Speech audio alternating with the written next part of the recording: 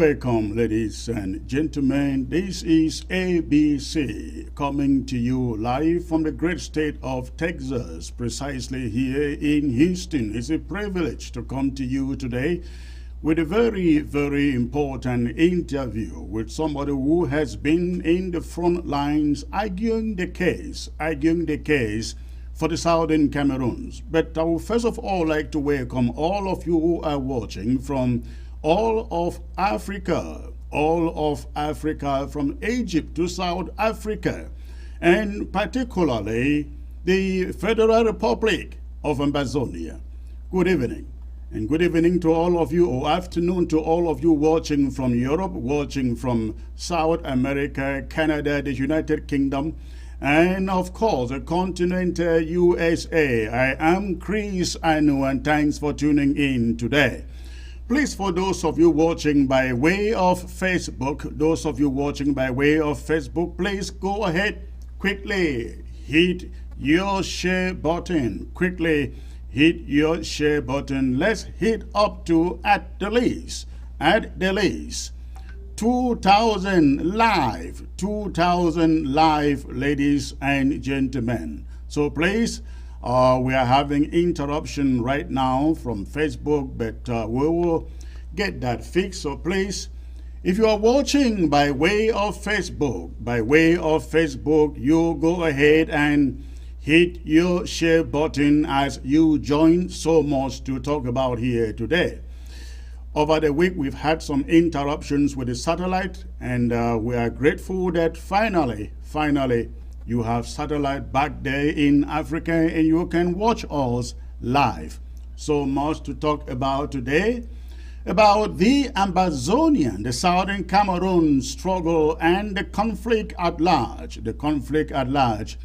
in Cameroon. Again, so much has been going on. We had some serious invasion, a very serious invasion over the weekend in Bowie County. We're going to be having some reports from there. We also will be talking to the spokesperson for the ARF. Lakme will be joining me. I will also be joined by Barrister John Fru Insop later at the end of the day. And God willing and time being there, I will bring you. I will bring to you. I will open the phone lines, I beg your pardon, and bring to you phone calls, especially those at the home front, on ground zero. But ladies and gentlemen, please go ahead. For those of you coming in from the diaspora, go ahead, hit your share button. We have a very, very exclusive interview coming up in a few minutes, with the Honorable Christoph Hoffmann coming to me all the way from the Bundesrat, I believe, the Federal Republic of Germany. Please go ahead, hit your share button. I will be right back.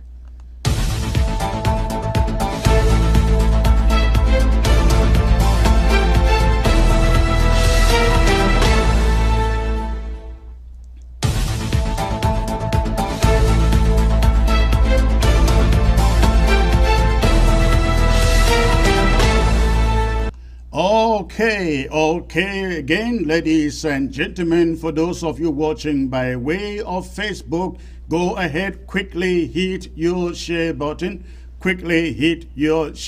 And if for any reason we are interrupted by Facebook, I want you to know that we are also streaming simultaneously on YouTube. If for any reason we are interrupted on the Facebook, you can just navigate over to YouTube. But I believe this should be okay. So please go ahead, hit your share button, ladies and gentlemen, as I bring in my guest for the show today, Prof. Hoffmann It's a privilege to have you, sir. I believe you should be able to hear me. If you can just bend down your camera a little bit, that would be great. Just bend, wonderful. No, the other way, the opposite way. Yes, go, more, a little more. Perfect, awesome. Thank you, Professor Hoffmann. It's a privilege to have you here, sir. I hope you can hear me so clearly. I can hear you well. Good evening. Thank you, ladies and gentlemen. Again, it's a big privilege to have Prof. Hoffmann here with me on the set. For your information, Prof. Hoffmann is one European parliamentarian who has been in the forefront, advocating for a resolution for the conflict between the Southern Cameroons and La République du Cameroon. A few weeks ago, I think about 2 weeks ago, Prof. Hoffmann was in a conference in London in which he tried to profile what he thinks can lead to an enduring solution to the conflict in Cameroon. Also, a few days ago, Prof. Hoffmann was in the Bundestag, I believe, calling for some sanctions on the regime in Cameroon. And in fact, he has actually stated very, very bluntly that Paul Biya in Cameroon has been blocking the Swiss HD process ever since that mediation process was launched. Among these and other things, we're going to be talking to Prof. Hoffmann again to give us a little enlightenment as to what he thinks the world can do to bring an end to the killings and the abuses, the humanitarian situation in Cameroon. Prof. Hoffmann, sir, I would like you to stay put for a minute, listen to what you said in London, and then I will come back to you. I will come back to you with the questioning, sir. Take a listen.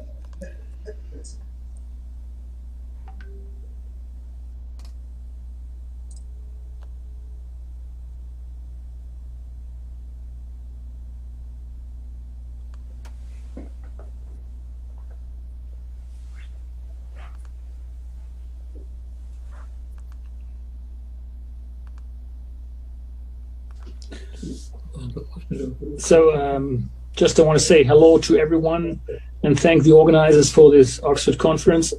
I think it's a great opportunity for the exchange and getting to the point, like Lord Boateng just mentioned.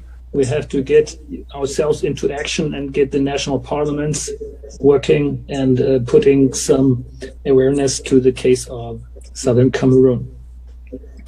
The question, I think, is in Europe, what is the role of former colonial powers? How strong is their influence? And I think there is still strong ties, especially with France and Cameroon. There's lesser ties with Great Britain, but in general, Europe has a lot of ties with Cameroon. In Germany, we have not a very long period of colonialism in Cameroon. That was about 35 years and about 100 years ago. And but people still remember, and there's still some buildings you can see, even railroad bridges which still work are there. So people still remember. And I think Germany could have a nice role because they are not seen as a colonial power at these days. So they're seen more than a neutral humanitarian power in the world. So we could be a mediator. And what we tried with our parliamentarian initiatives 2 years ago was to bring the Chancellor, Ms. Merkel, to Cameroon to offer the services of mediation, but she rejected. And we did the same thing with the German Foreign Minister, Heiko Maas. And I just recently talked to one of his secretaries, and he said, it's not our first priority to go there. And because they still think that the Swiss mediation process could come to a positive outcome. But the Swiss mediation process is going for I think, about 2 years already. And I'm not convinced that there is going to be an outcome because there is a blockade from the Cameroonian Bihar side. So this doesn't seem to be very successful at this point. What can we do as former colonial powers, or what can Germany do? I think public awareness is one of the points. We're trying to do that for 2 years right now, so this doesn't help anymore, I think. But we should put more emphasis on the African Union and at the ECOWAS, at the churches, and I think at the UN. And like Podeng said, like Germany was in the UN Security Council for 2 years, and we tried to make the case there. But the UN still says this is not a conflict between countries. It's a conflict within a country. So the UN security cannot act because it's not in between countries. So they still see it like an inner conflict. But it's a violation of humanitarian rights. So this could be the role of the UN to make clear that the violations of human rights will be prosecuted and will be looked up. So the resolution 684 from the US is a first step towards more international action. And we're just making a new initiative in the German parliament, reflecting on the US resolution and asking whether the German government sees some need for more action while this new US resolution is in the world. And also the Europeans have come up with a new kind of law. So the foreign commissioner, Josep Borrell, he could initiate a Magnitsky Act for Cameroon as well. So he could freeze the assets of the political leaders, of those who are responsible for murder and human rights violations and so forth. So there is new instruments and they could do, but they're not willing to do. And there's one reason, of course, this is the role of France. This is an important role. So Germany will not act if France is not aside with them. But this is a difficult question for the Germans to answer. All right. Prof. Hoffmann, again, it's a privilege to have you, sir. Good evening and welcome to ABC. Now, if I understand you right in your statement there at the Oxford conference, you were basically saying that the Swiss mediation has failed and failed because Paul Biya of Cameroon has blocked it. And you were then suggesting that the Germans could have something to do. Is it true that the Swiss initiative mediation has essentially failed? And if so, what can Germany bring in here, sir? I didn't say that the Swiss mediation has totally failed, but we don't see a progress since about 2 years. So, and we are still seeing human rights violations. We still see villages being burned down. We just recently saw a picture of a 4-year-old boy looking like a piece of charcoal. And we kind of no longer tolerate this. This is just getting too much. And like all the kids can't go to school, this is something I cannot tolerate because it's on their back. The children are the real victims of this conflict, besides those who've been dying. And we should come to an end, and mediation is the only way to come to an end. So there is no military solution, absolutely no military solution. So there should be mediation and everyone on the same table and discussing this problem. And there is other countries in the world with 2 languages. Look at Switzerland. Switzerland has 4 languages, and they still come along with each other, and they know the language of each other. So this is not a point, this is not a reason to be separated. It's just a matter of being a little more independent in those regions. Prof, if I may stop you there a little bit, do you realize that The problem in Cameroon is not a language problem, it's a colonization, annexation problem. Did you realize that? Sure, I mean, this is a result of the colonization and the frontier lines which have been drawn in the sand, dividing ethnic groups. So, of course, there is the reason, and this is also why I say the UN should come into the mediation process as well. So far, they say it's not a conflict between two countries, but the UN has played a historical role in this conflict as well.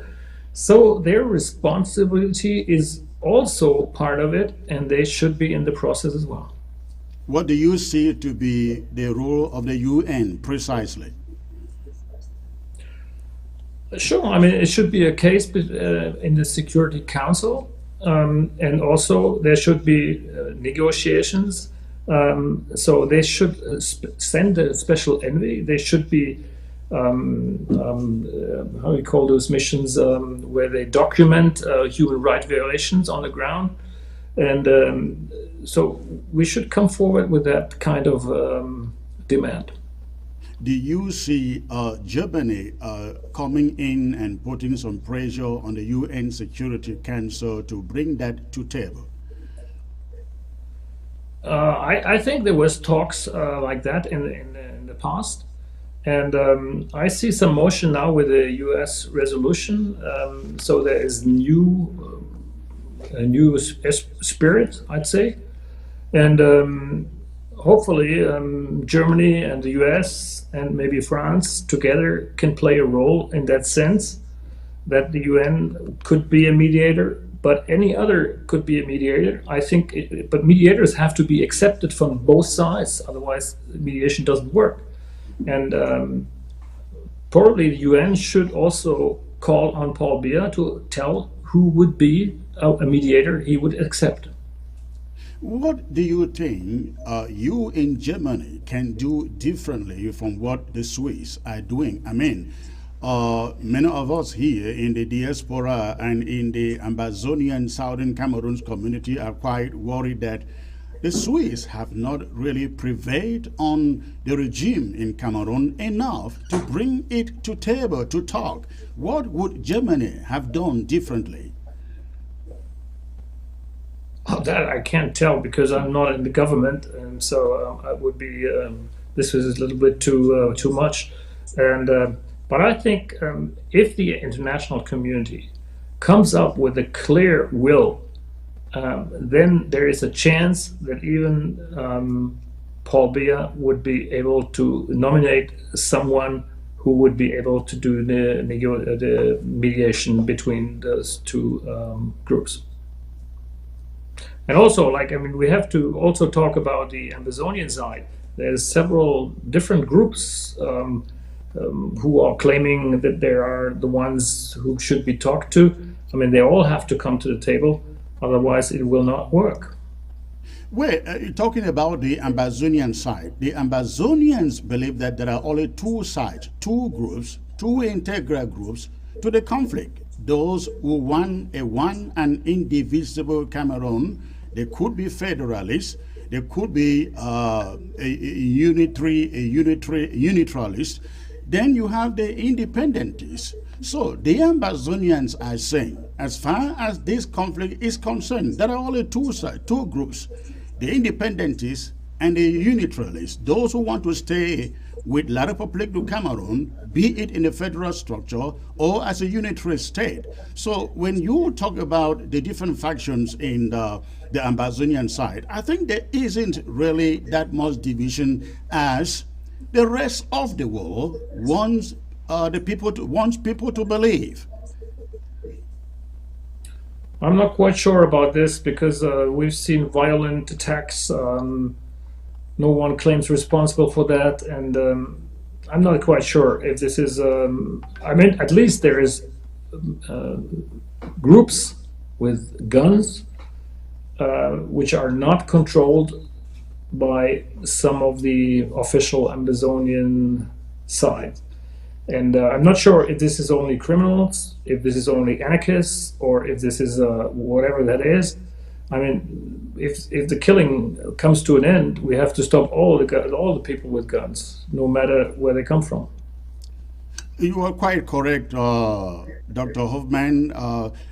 But as far as we know, there are only two groups on the ground with guns. You have Ambazonians who are defending themselves and defending the territory.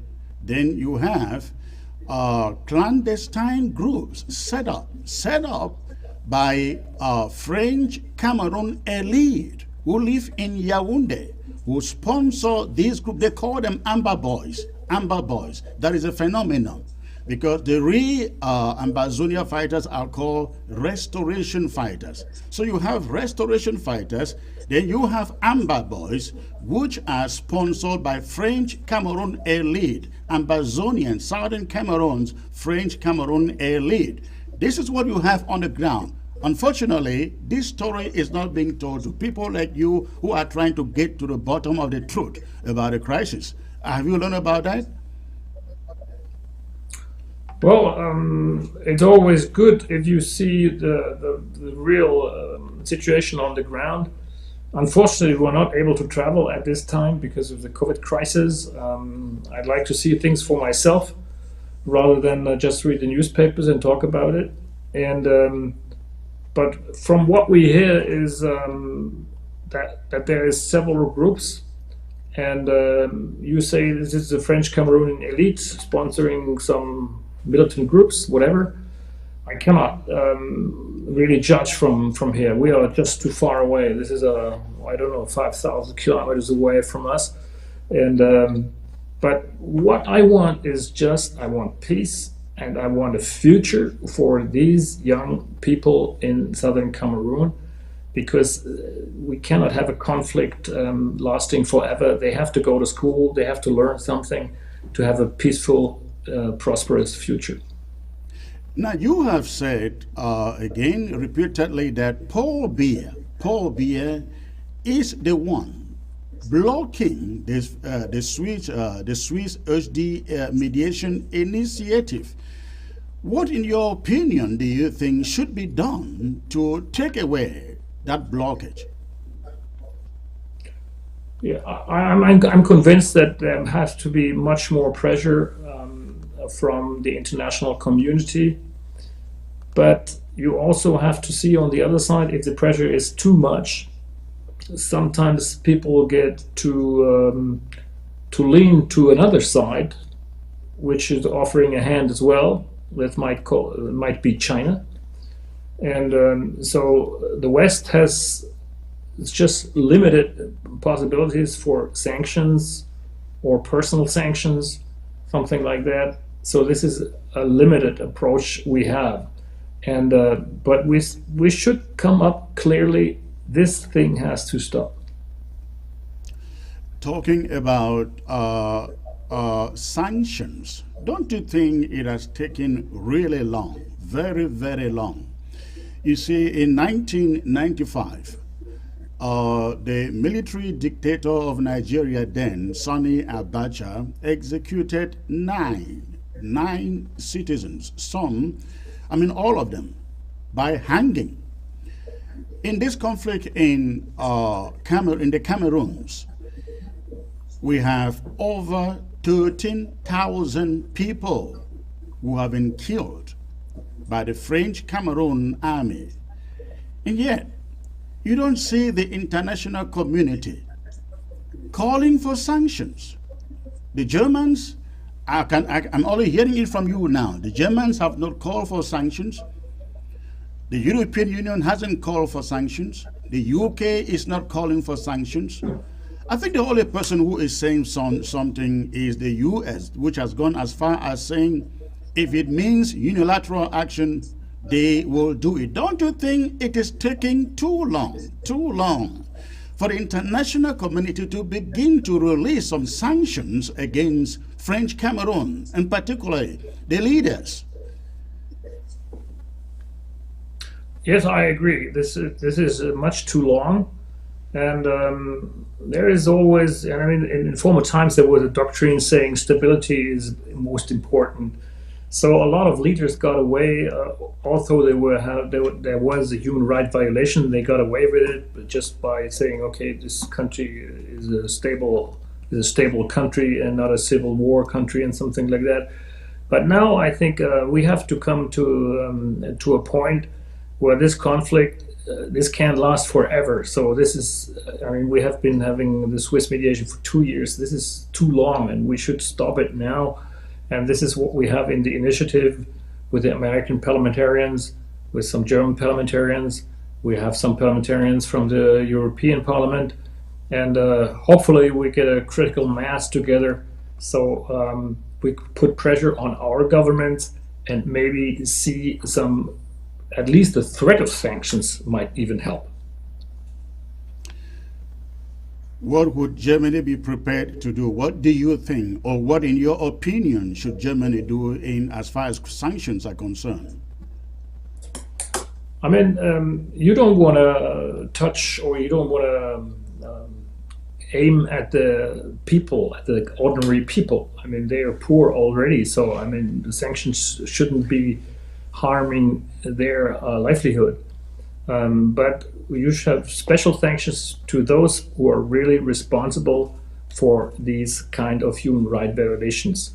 And they're on both sides. I mean, let me be frank and clear. I mean, it doesn't make sense to kill pupils in the schools. And this has also happened from, not from the French Cameroon side, it had also been the Amber Boys in some cases. And so also they should be held responsible for human rights violations. I mean, we cannot have an unbalanced approach to that. So my opinion is put them all on the table, put some sanctions into place if there is no movement for a peace process. And who would the sanctions target, sir? It would target, of course, the political elite in Cameroon. And Germany has also been cutting their development aid for about a third or something. So they have been cutting down some money which flows to some projects there. And more we will only support the civil society rather than government. The government, or some institutions within the government. Now, you stated at a London conference that the UN sees this as a domestic crisis. How do you see it, sir? Do you consider it a domestic crisis or an international conflict? I know you have said that the UN ought to come in and do something, intervene. I guess the UN is not intervening because, in your words, they see it as a domestic crisis. How would you qualify this conflict, sir? I mean, it's an internal conflict, no question, and this is the reason why the UN Security Council didn't respond when Germany was asking for it. And but now you see so much human rights violations, and this is something the UN could prosecute as well.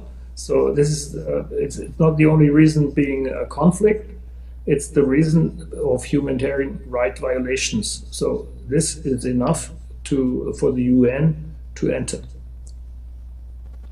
Now, when you talked about this being, in your opinion, an internal conflict, yet the international community is saying, go sit on the table and get right to the root causes of the conflict. And you know, as I do, and you stated this earlier, that this is stemming from colonization and annexation.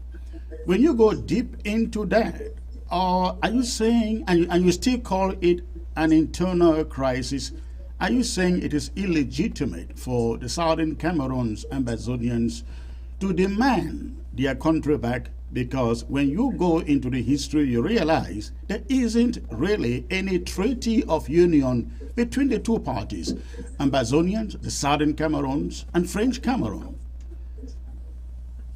Yeah, I know the history, and there was some independent days as well, and but there was also a vote to join the French Cameroon, and but the federal system was never in place. So this is it was connected with this vote saying if you vote yes for the French Cameroon, there will be a sort of independence, a federal community. And this never happened. Of course, this is the root of the problem.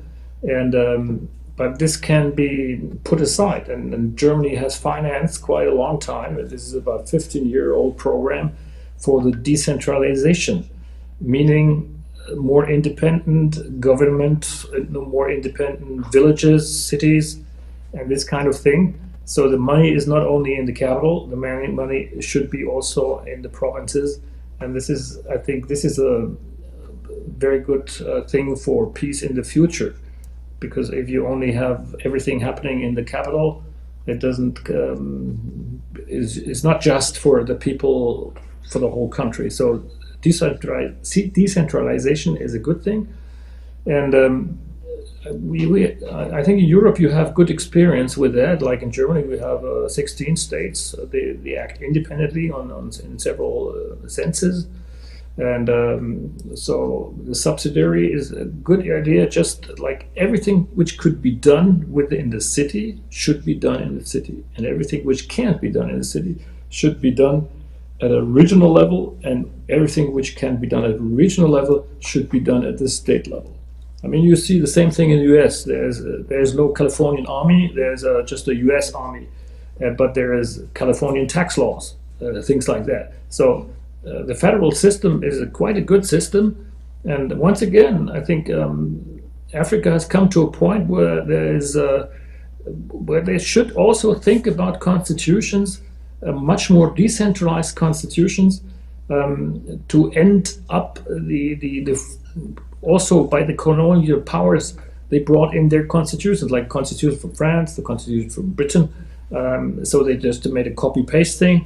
And now there's time to reflect a little bit more about this decentralized governing, because this would really help to end a lot of problems, not only in Cameroon, but in a lot of other countries. You are quite right there with decentralization in terms of federalism, but you will also recall that it doesn't work anywhere in Africa, except maybe with the exception of Nigeria. Let's look at Cameroon, for example. In Cameroon, since this crisis, this conflict started, they have held a so-called national dialogue in which they said they were now decentralizing and giving more powers to the regions, to the local government. But the people of Cameroon are still not able to elect their governors. The people of Cameroon are still not able to elect their mayors. The people of Cameroon are still not even to choose their own representatives, their own parliamentarians and senators. They are essentially handpicked. But in spite of this, the Cameroon government is telling us they have decentralized. Now, one thing that they did also recently was create what they call regional councils, in which they want to give power to the councils to manage their affairs. But on top of those councils are secretary generals appointed from Yaoundé by the president. So when you have a situation where they say, we have given you power, we have given you authority, but you cannot choose your governor, you cannot choose your mayor, you cannot choose your secretary general, do you call that a decentralization? Decentralization cannot work, not in Cameroon. It doesn't work anywhere in Africa, maybe again with the exception of Nigeria, South Africa, maybe Rwanda, not in French colonies. That is just the case, sir. Yeah, I agree. I mean, if you can't vote your mayor, and if you can't vote your representative, this is not a democracy. This is very easy. So, but I believe in democracy. So, because I think all the people have to get along, and it's not very many people who would like to obey just one emperor or something like that. So, this democracy is the base for wealth and prosperity and development. Other than that, it will not work. I'm very much convinced. There's other examples. You see the communists. The communists have tried other things. It was a breakdown of the communist countries, and so they were bankrupt. This was the result of everything. So still, I think we have democracy and social market democracy is still a good solution. And but I strongly recommend to look at Switzerland. Switzerland is 400 years of democracy, and there's a reason why there is such a long tradition of democracy in Switzerland. Because from the beginning on, they have this sort of decentralized thing, and people, it's sort of a bottom-up democracy rather than a top-down democracy. Well, the example of Switzerland is one to copy, and I think also the Canadian example is another one. However, you realize that in both countries, Switzerland and Canada, the minority have all the right to decide what they want to be, what form of government they want to have. Take the example of Quebec. They have had 2 referenda, and they choose to remain with Canada. But in the Cameroons, the minority that has been annexed and colonized doesn't have that opportunity. Won't you think that it should be the place of the international community to say, okay, some Cameroonians, they say they want independence, and some say they want an indivisible country. Why not say, let's give them a referendum, let them decide? How do you think about that, sir? In general, this is a very good idea, but as you said, if you can't vote, it's not an option at this point. So we are not, theoretically, you're right, but in reality, we have to come to peace in the first place, and then start a constitutional process in Cameroon or something like that. I mean, this is not a solution which comes from outside. This is the Cameroonian people have to decide, and the local people have to decide how they want to live and what constitution they want to have in the future. So, and there's a saying, African problems should have African solutions.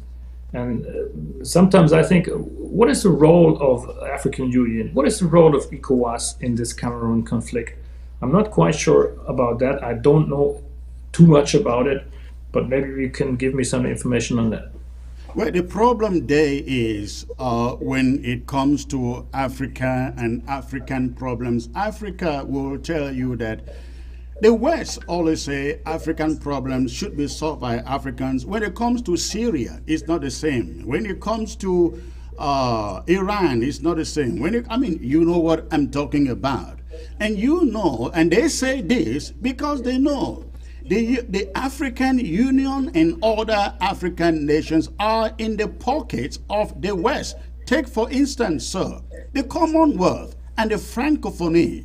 The Commonwealth has about over 20 African, I think about 30 or more African countries as members of the Commonwealth. Yet we have dictators that have remained members of the Commonwealth forever. You have the most corrupt leaders in the Commonwealth and the Francophonie. You have these issues. But when it comes to African problem, the West say, let Africa solve their problems.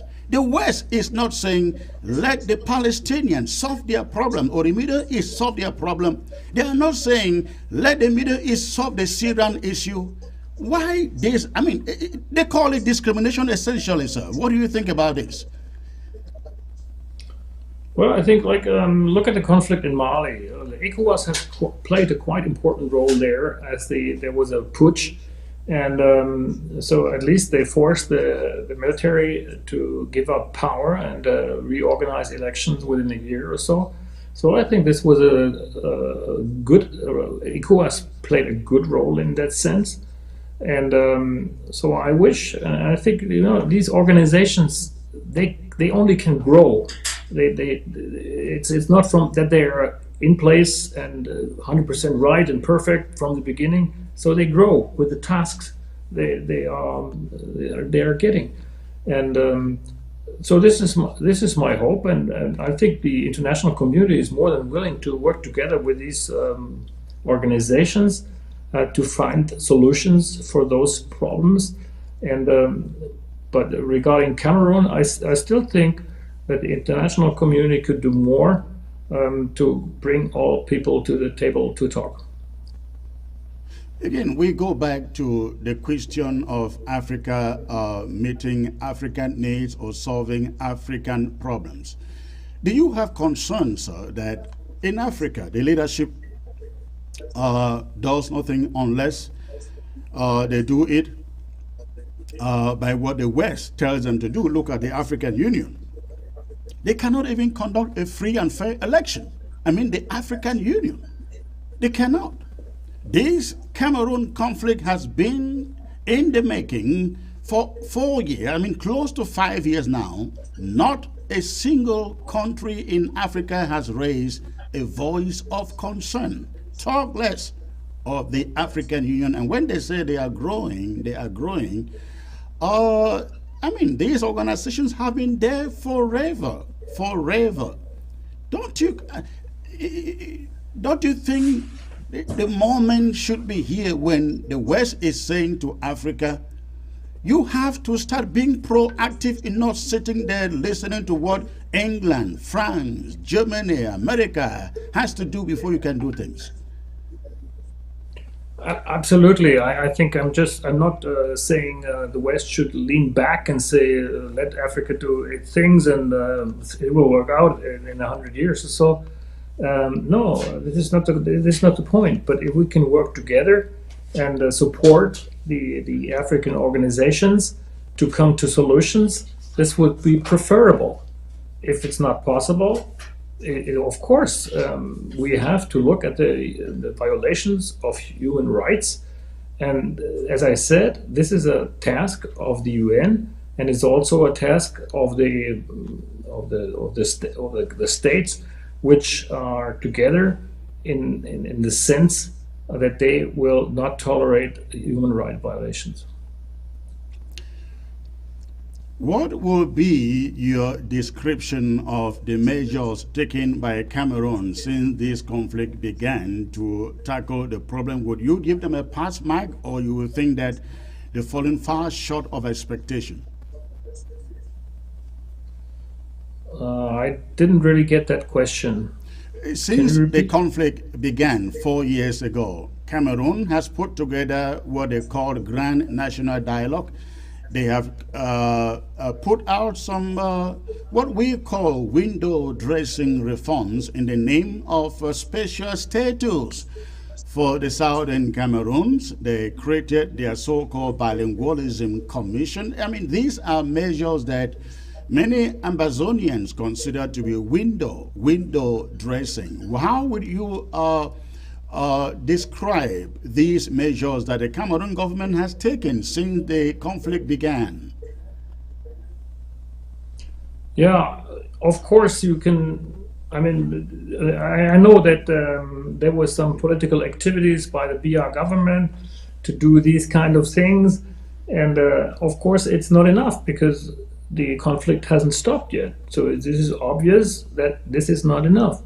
I mean, I'm not saying this is wrong, what they're doing, trying to get a little progress. If it's window or not, I don't know. I just want to get this conflict come to an end. And whatever then develops, like I say, constitution or political solutions and so forth, this is another thing. Now, the first step is we have to come everyone to the table. And this has to be, the West has to put up more pressure on the Cameroonian government so they go to the table with everyone. So this is very important, and I don't think we can get there without any pressure. I see your insistence on getting the conflict, bringing it to an end. But in your opinion, how do you get there, sir? How do you bring this to an end? I mean, as a technocrat that you are, how, and a diplomat, being a parliamentarian, how do you get there? What are your prescriptions? I think we have seen in Cameroon some NGOs with quite good plans how to mediate. And so I'm convinced that the civil society will come with some solutions. You have the churches there as well, playing a good role. And of course, after a conflict like this, let's say the conflict has stopped and there is no more shooting and things like that, then there has a process. How do you get there? How do you get to the point of silencing the guns and then discussing the way forward? This is what I said. You have to put more pressure on the side of Paul Biya to come to the table. And this is what we can do now from the West, from US, France, Germany, and whatever. We should demand that they sit on a table and start. And after the guns are silenced, then you have the process of reconciliation. So, I mean, it has to be clear that those people who are responsible for crime, war crime, or human rights violation have to go to court. And we've seen those examples, like you see the genocide process of Rwanda and so forth. Taylor, Liberia, has been prosecuted and so forth. I mean, there's a lot of, and those people acting now have to be clear that they will be held responsible one day. And if we state this very clearly and very loudly, this might bring them to the table a little faster than that it has been in the past. I think that is very much on point. The problem there, though, is back on the ground, very, very few people trust the churches to do what you are talking about. They don't think the churches are on the middle. They see the churches as standing on the side of the regime, not really because they want to, but because they fear what the regime can do to them. They think rather that it is countries like yours, Germany, England, USA, Canada, they are well placed. They are well placed to force Paul Biya and his regime to come to the table, not NGOs, because they really don't see the NGOs really don't have the powers, because at the end of the day, NGOs, I know they can recommend, but they will not be the ones to pass sanctions on anybody in that regime. No, I'm not saying this. I'm just saying that the NGOs might be able, for the process of negotiation and mediation, they might be helpful in that case. But to bring them to the table, this is, as I said, there's no other way than putting pressure on the Cameroonian government from all sides, whoever that might be. It's the French, the American, the British, and the African organizations and so forth. I mean, or the UN. So we have to work on that. Let's get to another issue here. Now, you talked about the referendum that was conducted in 1961 that brought the two Cameroons together, and which, according to you, makes this conflict an internal crisis. However, sir, one of the clauses that brought the referendum of 1961 into place stated that the federal structure of the country could never, ever be changed. That has been changed since, just about 10 years after it was changed. If you understand why Ambazonians, Southern Cameroonians, are fighting today, They are fighting because there has been a progression. At independence in 1961 and 1960, French Cameroon was called La République du Cameroun. In 1961, when AMBAZONIA got independence, it was called the Southern Cameroons. Then when they came together, they changed the name of La République du Cameroun and the Southern Cameroons to the United Republic of Cameroon. Then, as time went on, French Cameroon changed the federal constitution. I mean, it started with the Federal Republic of Cameroon.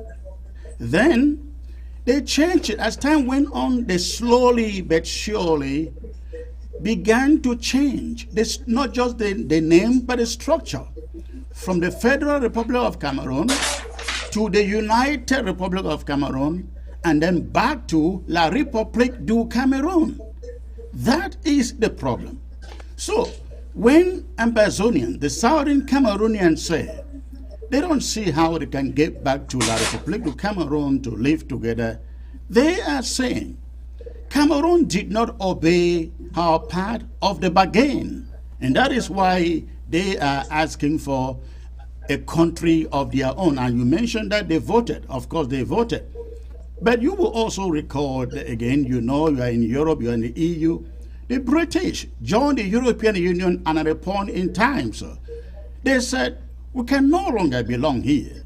It doesn't meet our interests. And they pulled out. Why, sir, don't you think that Southern Cameroonians should have that right to decide whether or not to stay with La République du Cameroun or to pull back? This is a difficult question. In general, as a human being, I think, yes, you're right. But we have seen conflicts like this, little parts of countries trying to get their independence and so forth.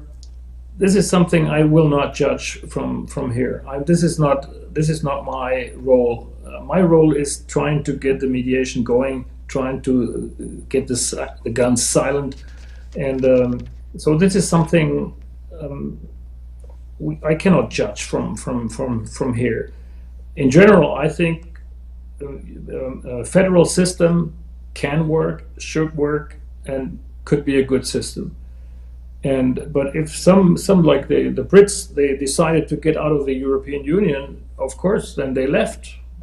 But you will see, it wasn't a good choice for them, definitely. I don't think you can tell them that it was a good choice. But you know, you have to make this experience, and they will make their experience, saying maybe they come back within 10 years, say, "Oh, this was a big mistake." You never know. But I mean, you should let things develop like this in a democratic way. If some countries decide to go out, to step out, or a province says we want to leave. I mean, I'm living in southwestern Germany. We live close to the border with Switzerland, and I don't know if the Federal Republic of Germany would let us go if we say we want to unite with Switzerland. And this would be probably a real conflict too. And so, I mean, this is it is within in a government or within a state that the state won't let go pieces of his body. So this is pretty natural. But as you see, I mean, you have these questions in Quebec, in Canada, you have it in some other parts of the world. We've seen separation of the Sudan. I mean, this is a state is never something be there forever. It's a moving thing as well. So in general, I think people should have the right to decide where they want to live. And but the base would be peace and democracy. Otherwise, these questions can never be discussed. No, I think you are quite right, and that is why Southern Cameroonians today are saying we want our own country, because if indeed there was a democracy, not even democracy, because democracy has never existed in that country. For example, 4 years into the conflict, you will not believe that not a single reform has been made to compensate for the very causes, to this conflict. For example, I give you what you probably do not know, is that in Cameroon as of 2016 and again up to today, French judges who learn and practice civil law preside over court in the southern Cameroons.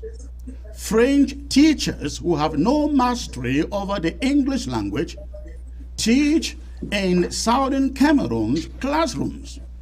Now, this is what sparked this conflict from the beginning. And you would think that by now, the Cameroon government will be sensitive enough to have rectified some of these things. No. 4 years, going to 5 years, it will be 5 years in October. French judges are still in the courtroom in the southern Cameroons, and French teachers are still in the classrooms in the southern Cameroons. That's why we say we want our own country back, because if we are waiting for democracy, it isn't going to work in that country. No single French colony in Africa talks democracy, sir. I hope you realize that. Well, I will not judge this as a general question. I think I'd love to see bilingual teachers in the schools. Even in Germany, we have a school, a German-French school, where the pupils learn French, and some of the subjects are being taught in French, some of them being taught in German. This is nice. It gives the kids the power for their life, and it gives them their knowledge for their life. And it's always good to have more than just one language. And I wouldn't focus the identity just on language. And I think it should be identity should be a region, and identity important people. And I think to get along with the federal system, it has worked in Germany. I cannot tell if it worked in whole Africa. I'm not sure about that. But it worked in Germany quite well. We're prosperous, and we still have some difficulties with our federal system. Sometimes we're really slow, like in the COVID crisis. We have a lot of problems with the federal system and regional systems, and they're not compatible. So this is something one should consider. And but I think in general, democracy, the rule of law, and the human rights should be respected, and this will be the base of maybe a new start in Cameroon. I would like you to take a look at some of the abuses, human rights abuses taking place in that country. So if you look at the images on your screen, now these are not logs of wood. These are people killed by the Cameroon military. Yet the world has remained very, very silent, and over or close to 15,000 people are killed, close to 1 million others internally displaced. Then we have over 150,000 refugees in all of West and Central Africa. And the killings just continue. Do you see the need for some urgency from the international community to resolve this conflict? Yeah, this is what we're working on, and this is why we're talking tonight, and this is why I'm talking in the German Parliament, and this is why we're trying to get some more motion into this peace process. And but I have to apologize myself now, because I have to go to another meeting within a few minutes. Maybe we can wrap up the session, and you can maybe give some more comments or whatever you want. All right, absolutely. I appreciate your time. But I ask you one last question before you go. Do the Germans regret leaving the southern Cameroon? We still have lots of your monuments over there in our territory? Yeah, we definitely. I mean, we are talking about to regard our own colonialism times, and so we have some sort of a responsibility as well for the Cameroon, and I'm trying to promote this as well here in Germany so that we can come to a solution in this conflict. All right, Honorable Christoph Hoffmann, it was a great pleasure to speak to you, sir. We really look forward to your leadership over this issue in Germany, and we'll be talking to you, sir. Have a great night. Thank you very much, and peace to everyone. All right, thank you, sir. Okay, ladies and gentlemen, that was it with the Honorable Christoph Hoffmann, German parliamentarian, addressing the Southern Cameroon's conflict with La République du Cameroun. You heard it. You heard it. When we come back, I will be bringing in Barrister John Frew, sir, to give us his take on this interview. Please do not touch your remote, and Facebook, keep on hitting your remote. 1,100 people I see here, and close to 200 on YouTube. Hit your share button and don't touch your remote. I'll be right back.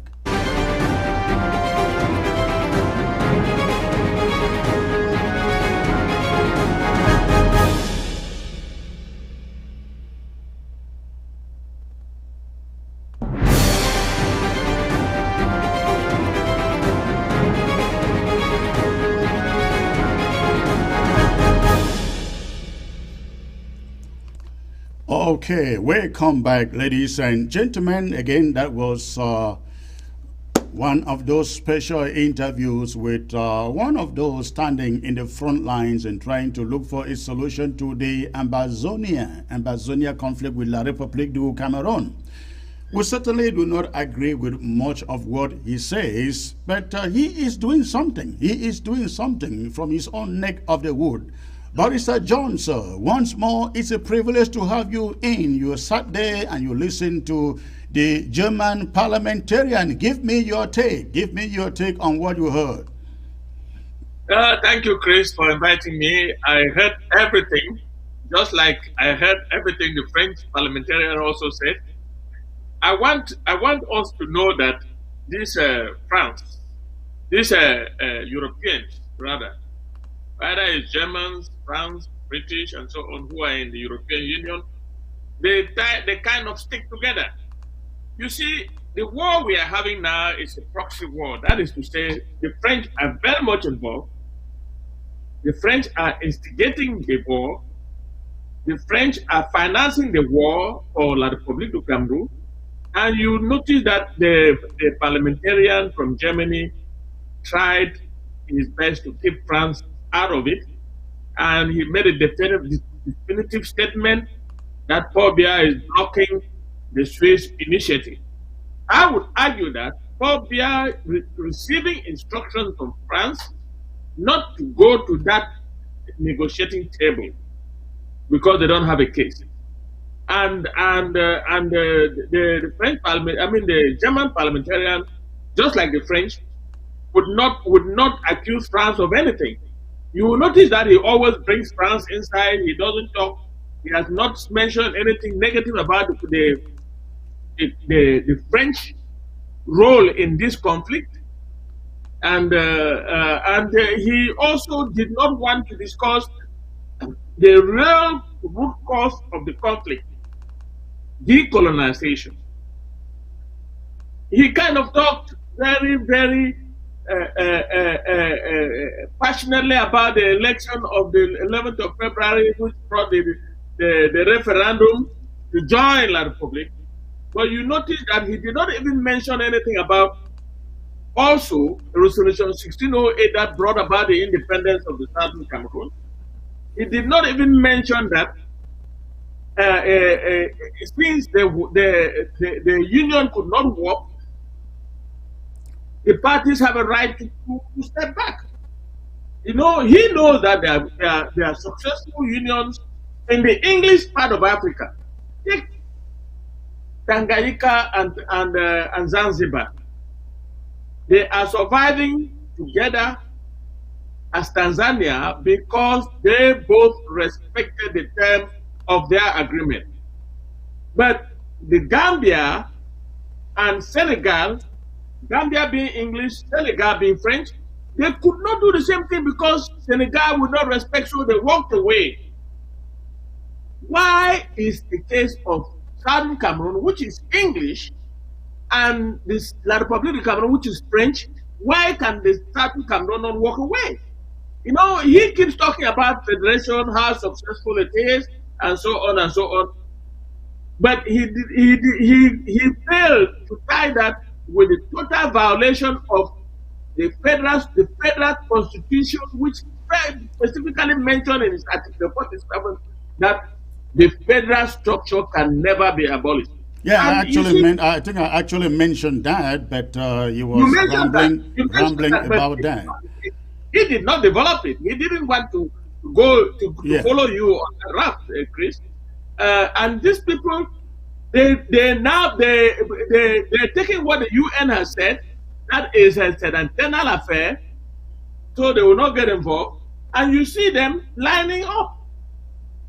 Well, my own conclusion is that let's get to the negotiating table. We are the ones to decide whether to stay with La République du Cameroon or not. We cannot be forced by anybody, by any country in the world, or by any structure in the world like the UN and other groupings, for us to stay in a political situation which does not favor us. We came in as equal partners, even though there was no union treaty. Our forefathers accepted an informal agreement to be together in equal status. But where are we today? 10 years after they destroyed it, and they have attempting to assimilate us over the years, and they are admitting that it's not working. So why should we stay together? Look, this guy has just done. I can understand him. The whole world wants this war to end. That is correct. I don't think France wants it to end, but the whole world wants this war to end. And because you are very right, but to his credit, though, I think I should say they want the war over. They want it to end, and I see them now trying to do everything to get it end. And we do not expect him to come sit here and say, "Give Southern Cameroon's independence." Give Southern. No. You will never get that from any of them. You will never ever get that from any of them. But I think the ball is in our court. Should they facilitate a situation where we get to the table, it is then incumbent upon us to tell them exactly what we want, isn't it? Yes, that is exactly my point, Chris. I'm saying that the whole thing is dependent upon us. We just want to get to that table. And he mentioned something about the Germans wanting to mediate and so on and so forth. If and you pose a question, what would they do differently from what the Swiss are doing? And he couldn't answer. But correct. All I'm saying is that the world can get together, negotiate a ceasefire, and let's get to the table. And they cannot force us. And I want to make something clear here about ceasefire. Ceasefire does not mean you give up your guns. No. It just means you stop fighting while negotiating. And I appreciate what the world is trying to do to stop the war, which is what all of us want. But I don't think that the world has a right to decide for us whether we stay and take a federal structure or whatever structure. Well, I think we don't have to start bending over here while the door is still far ahead there. Let's get them. Exactly. Yeah, let them bring this thing together, right? Let them bring it together. When we get there, we know what we want and we know then what to say. Right. We want La Republique on the table. And exactly, that's what we want. I would argue with him very strongly that La Republique is not coming to the table by its own solution. It's a proxy war. It's the French. The French are very much in the driver's seat. The French are telling La Republique, don't go to that table because you don't have a case. Somebody has said to me that there are two words that scares La République du Cameroon from the table, from negotiation. The word AMBAZONIA and the word root causes. Another one is interim government, three of them. The word AMBAZONIA, root causes, interim government. Because they are thinking, if we should go and sit down with Sarko and some of his cronies, we are essentially legitimizing their government. If we should go and sit down with some people calling themselves Ambazonians, we are legitimizing that country. If we are going to sit down to talk about root causes, we are taking them back to 1961 to declare independence. This is what has cooked them up. Yeah, you got it right. You got it right, because we have fulfilled the conditions that any government would refuse. Would fulfill. You have a government, even though it's interim. You have a flag. You have an anthem. You have your people. And they are so scared that if they sit on that table, they will be making this conflict an international conflict. And that is where La République is so scared. And it's not only La République, the French have done everything to ensure that La République does not come to the Swiss table, to Swiss negotiating table. Why? Let me make this statement. If any other mediation that is neutral comes up, we are ready. Absolutely. We are ready. We are ready. It must not necessarily be the Swiss. But the Swiss, so far, are the only that have shown interest in mediating this matter. Even Germany itself, that is talking about, they thought about it. They have not.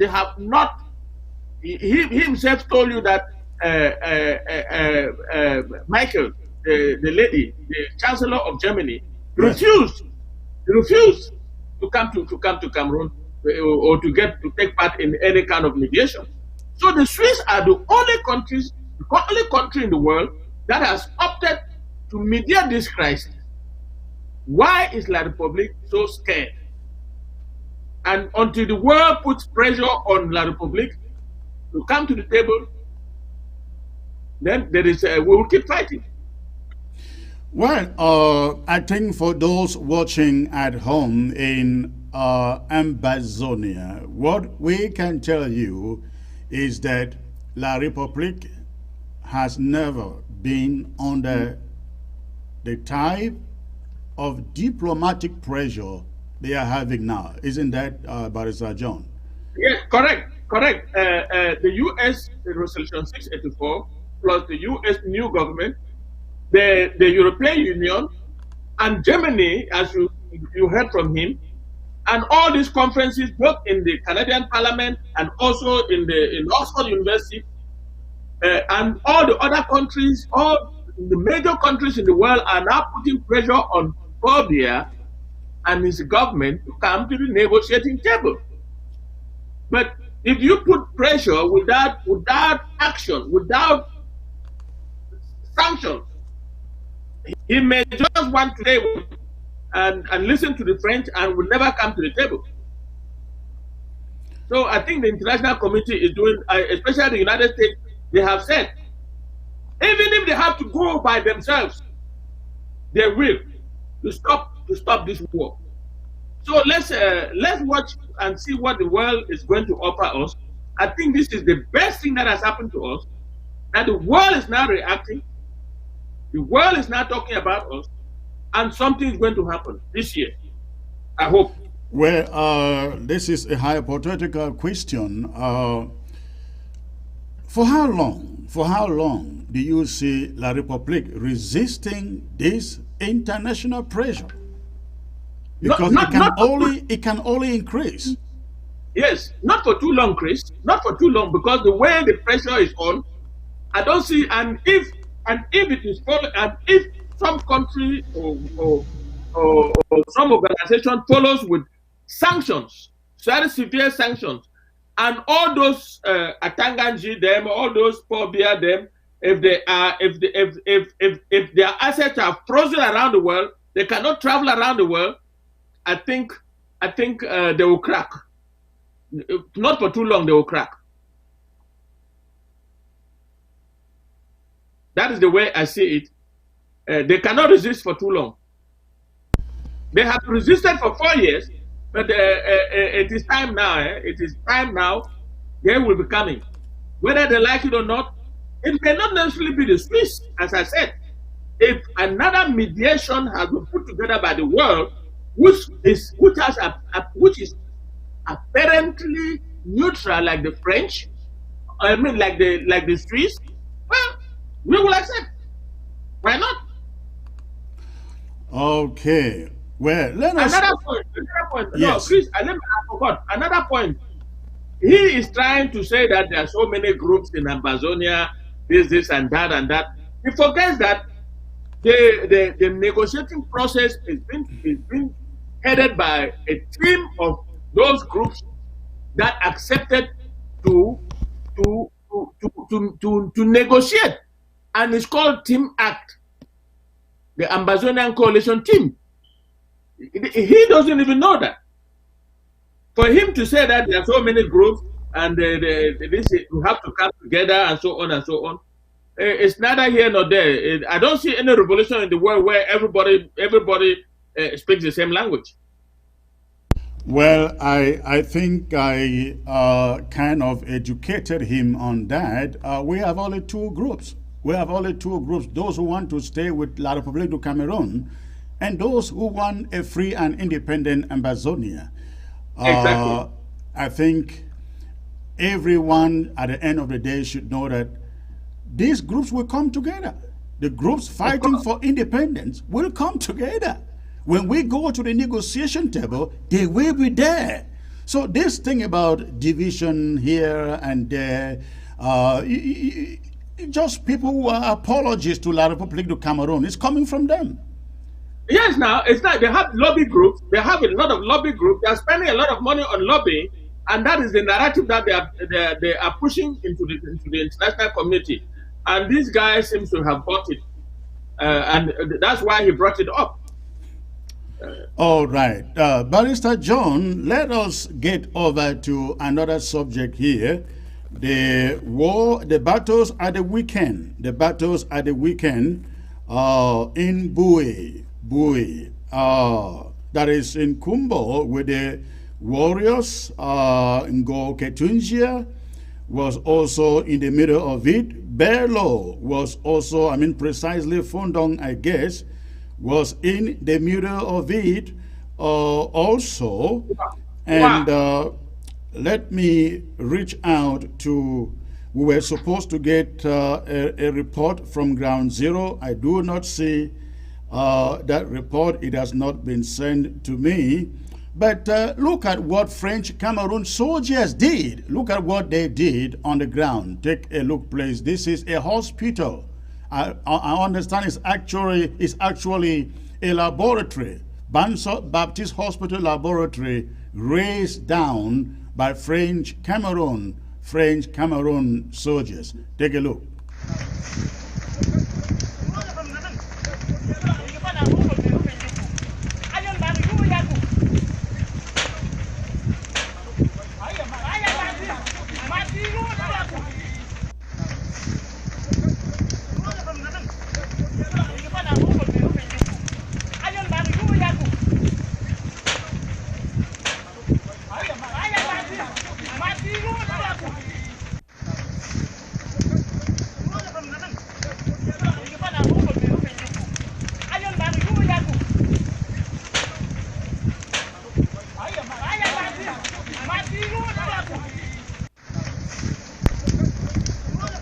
All right, Barrister John, that is Banso Baptist Hospital Laboratory, raised down by French Cameroon terrorist fighters over the weekend. Before I get back to you, Barrister John, let me get to the AMBAZONIA Restoration Forces spokesperson in the person of Comrade Langmi, who is joining me by audio from New York. Hello, Comrade Langmi, sir. Yes, Secretary Chris, good afternoon. Good afternoon, sir. It's a pleasure to have you back here. So much happened at the weekend in Bui, the axis of Bui, Ngoke Tunjia, Donga Mantung, and Belo. What updates can you give us today at this moment? Thank you, Secretary Chris, for having me on board. Good afternoon, fellow Ambazonians. La République du Cameroon dictatorial regime have deployed thousands of their terrorists in Bui County, Ngokutunja, Boyo counties, with the main objective of cleaning out what they call the Ambazonian restoration forces of these counties. This has always been their goal, Secretary Chris, but unfortunately for La République du Cameroon, the Ambazonian restoration forces of today are more than ready to welcome La République du Cameroon terrorists anytime, anywhere in Ambazonia. Action speaks louder than words. The Ambazonian restoration forces of Ngokutunja County welcomed them yesterday very powerfully with some popcorns, and the result is 12 for La République du Cameroon and 0 for the Ambazonian Restoration Forces. Over the weekend, the Ngokutunja Ambazonian Restoration Forces and the Bui Warrior took similar actions in Bui County, and the result was very devastating on the side of La République du Cameroon. Secretary Chris, we know for sure that La République du Cameroon have been deployed, terrorists have been deployed in these 3 counties with the main goal to squeeze out what they call the Ambazonian Restoration Forces of this county. But I want to assure you, and I want to assure every Ambazonian, we are ready for them and we will face them. All right. Wonderful.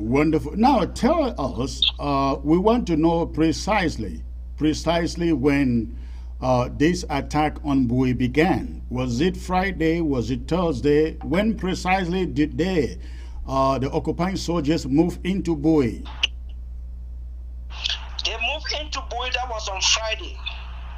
And that came after the offensive move the Ambazonian Restoration Forces of Ngokutunja and the Bui Warrior took on one of their bases. Like our president said last time, the Ambazonian Restoration Forces are on the offensive. This stage of our revolution, we are going to go after La République du Cameroon terrorists. We are not going to wait to defend ourselves from them, but we will pursue them out of Ambazonia and make sure that we flush them out of the entire territory. Now, we are aware that a number of camps, ARF camps in Bui, were targeted and actually destroyed. What do you know, sir? Well, we know there's one camp of the ADF that was targeted and some den guns were seized. But what I want to tell the people of Ambazonia and the world is that La République du Cameroon seized few den guns or some den guns since 2017, and they have been recycling the pictures and videos of these den guns on social media for propaganda purposes. La République knows very well that we are far beyond the era of den guns. We are using sophisticated weapons. We are using popcorns, and we are ready for them. Whatever they are pursuing, they are showing or they are portraying on social media is not what we are using. Why is La République always portraying den gun they seize from civilian? Why are they not showing villages when that are raised by them? Why are they not showing children, civilians that have been killed by them on social media? La République du Cameroon propaganda has come to an end, and I want to tell every Ambazonia, they are not going to get away with it. So are you telling us that these guns, yes, most of them, I mean almost all of them are Den guns, as you say. Are you saying that these were not picked up in some of our camps in Bui? Correct. Correct. Now, what has been the connection of Ngoke Tunjia in this and Bello? Because we understand that a lot of pain was inflicted on the La République du Cameroon army in Ngoke Tunjia and in Bello. What can you tell us? Well, Secretary Chris, I want to tell everyone here that Ngoke Tunjia has been working in alliance with the Bui warrior and, of course, with Bello Ambazonia Restoration Forces and Mezam Ambazonia Restoration Forces. Our defense is a national task. There is no difference between Ngoke Tunjia and Bui when it comes to the defense of our national territory. The ring road, as I can tell you, is a death trap for the La République du Cameroon terrorists. Every area in Ngoke Tunjia, Bui, Bello is a death trap, and anyone who dares us in these areas, I want to assure you, they will face it, and surely they will yield the result of their invasion into our territory. Wonderful. Now, the call that was put out there was for all restoration fighters in all of Savannah Zone to get out.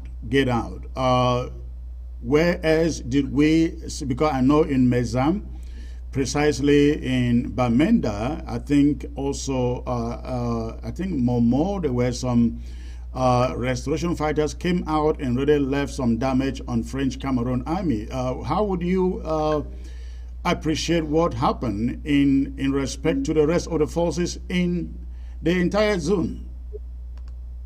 Secretary Chris, like I said, the defense for homeland is a national task. All the Ambazonian Restoration Forces in all the 7 counties of the Savannah Zone of the northern zone are on high alert. And I want to assure you, in the days ahead, there will be a massive manhunt, massive offensive attack on La République du Cameroon terrorists. At this point, we are calling on all Ambazonians to come on board to support the Ambazonian Restoration Force. If we have the support, I want to promise the Ambazonian Restoration Forces will deliver. This is almost like the battle of our lifetime right now.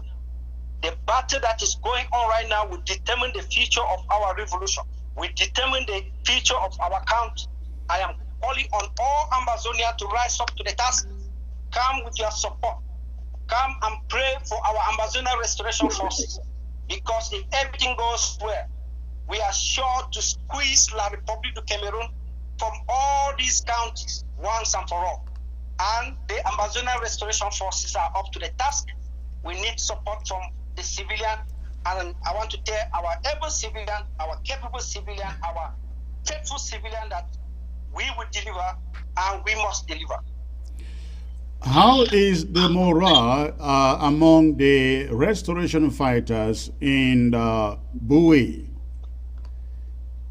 The morale is very high. As always, the Bui warriors will forever remain warriors. They are ready. This is not the first time, Secretary Chris, you know, La République du Cameroon deployed their terrorists in our territory. They have done that in Libya-Lem County to no avail. They have done that to Mezam County times and times again to no success. They have done that to Ngoke Tunjia County to no avail. They have done that to Bui, Boyo, Ndongamanch, and every other county in Ambazonia to no avail. And this time will not be different. We are guerrilla fighters. We will strike when they least expect us. And how about security, the security of the civilian population in Bui? We have called on the civilian to be on high alert at this point. because we know La République du Cameroon will always go after the civilian. So we have equally called on our the Ambazonia Restoration Forces of Bui County to protect our civilian and to provide them safe ground whenever necessary. But the civilian must take steps at this point to protect themselves and to protect their families. Now, there were also attacks in Indu, Donga, Mantung that led to so many of our people moving out into Nigeria as refugees. What do we know about that, sir? Well, the Ambazonia Restoration Forces of Donga Mantung were also on the offensive as we call for them to rise up to support Bui and Gokutunja County in this strike. We know they inflicted enormous pain on La République du Cameroon a few days back, and the fear for their life, the fear of the uncertainty led to the civilian to move out, because, like we have said, this battle is going to determine the future of our revolution and the future of our beloved nation. So everyone is taking every step, especially the civilian in Donga Mantung are taking the steps to protect themselves. The social media is reporting that French Cameroon says they killed about 7 of our restoration fighters over the weekend between the axis of Indu, Bui, Bello, I think Fundong precisely. What are you hearing? That is false story. They always report what they have, civilian they have killed. How many of their soldiers have they reported that the Ambazonia Restoration Forces killed in Bui few days back? How many have they reported of the massive casualties they recorded yesterday? 12 of their fighters of La République du Cameroon terrorists were killed in Gokutunja County. 25 of them were killed, deleted in Bui County. We saw the pictures. How many have they reported? Those are lies. They go around killing people in villages, and they claim those they kill are Ambazonia Restoration Forces. I want to debunk that information, and I want to tell the Minister of Territorial Administration of neighboring La République du Cameroon, Mr. Atanganji, that he has no strategy, that the Ambazonia Restoration Forces have won the war outrightly against dictatorphobia. And let me make a point here. We have noticed that the Minister of Territorial Administration of neighboring La République du Cameroon, Mr. Atanganji, is using the Ambazonia Revolution as a money-making tool, because all the strategy he has implemented so far has been a complete failure. And he is not going to succeed, because we have put everything in place to counter everything that he can come up with. That is wonderful. Now, what is the level of La République du Cameroon troops present in Bui, precisely Bui, at this moment? They are in Bui.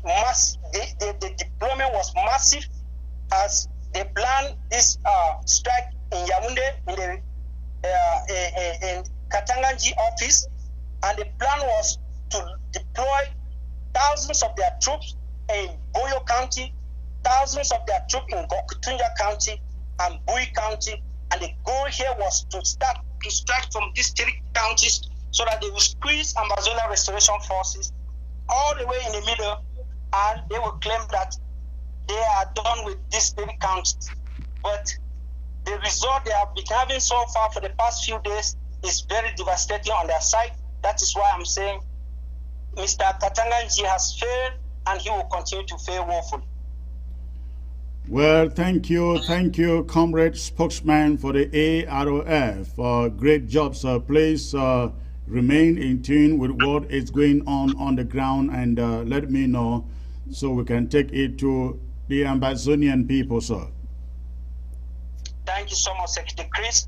We are urging every Ambazonian to come out massively to support the Ambazonia Restoration Forces.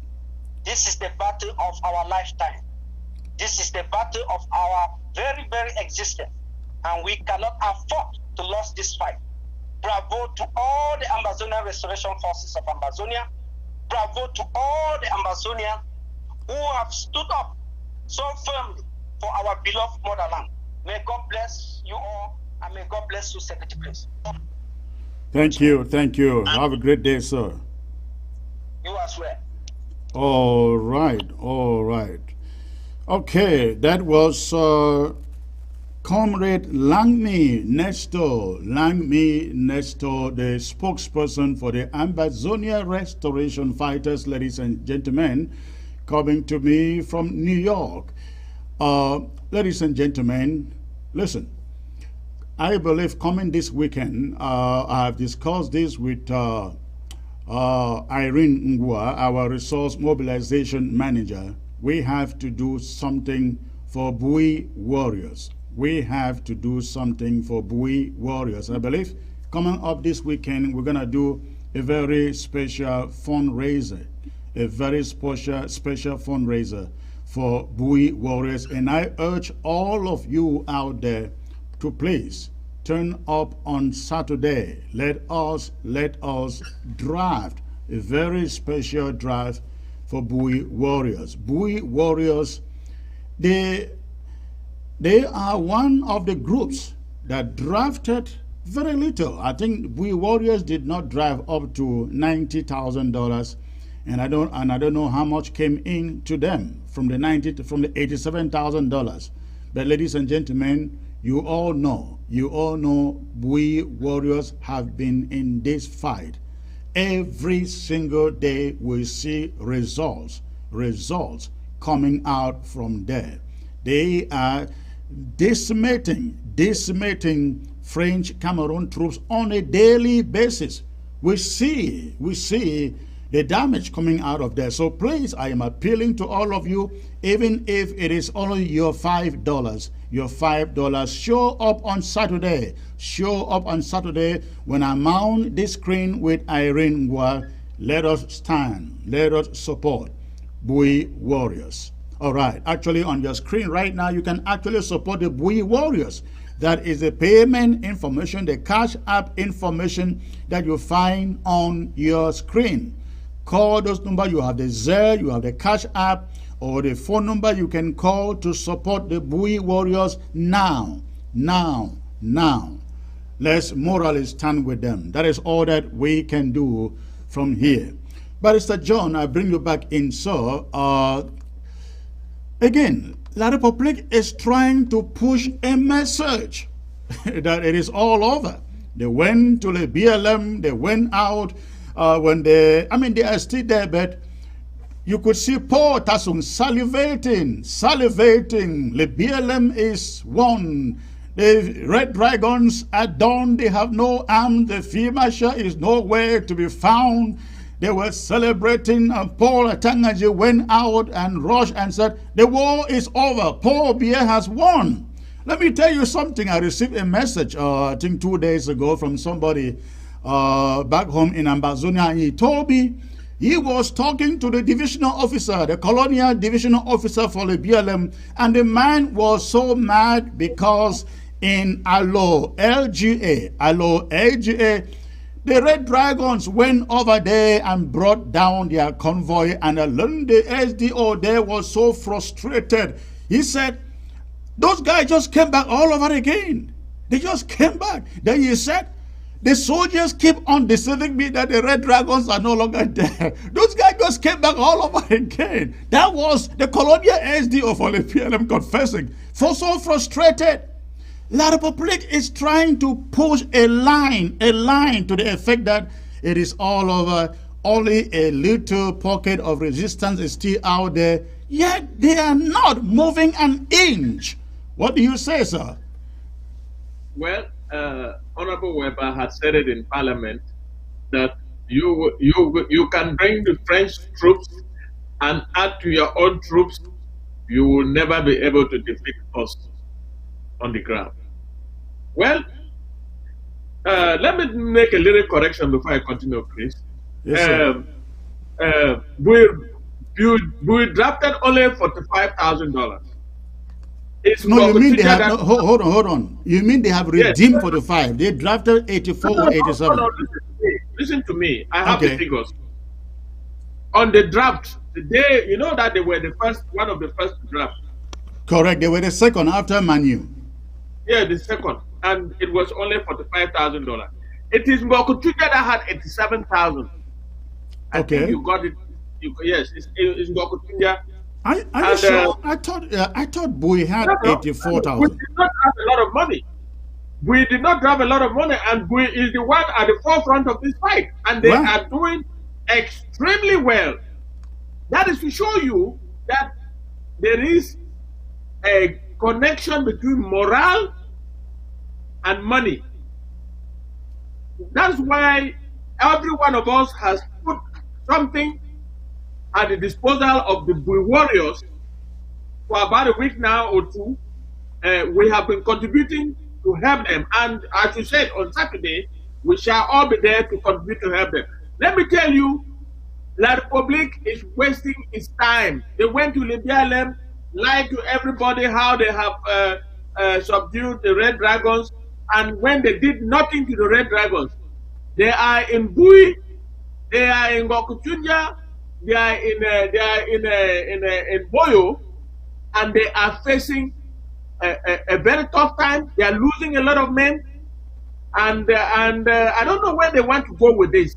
They are wasting their time because our restoration forces, the AMBAZONIA restoration forces, have matured.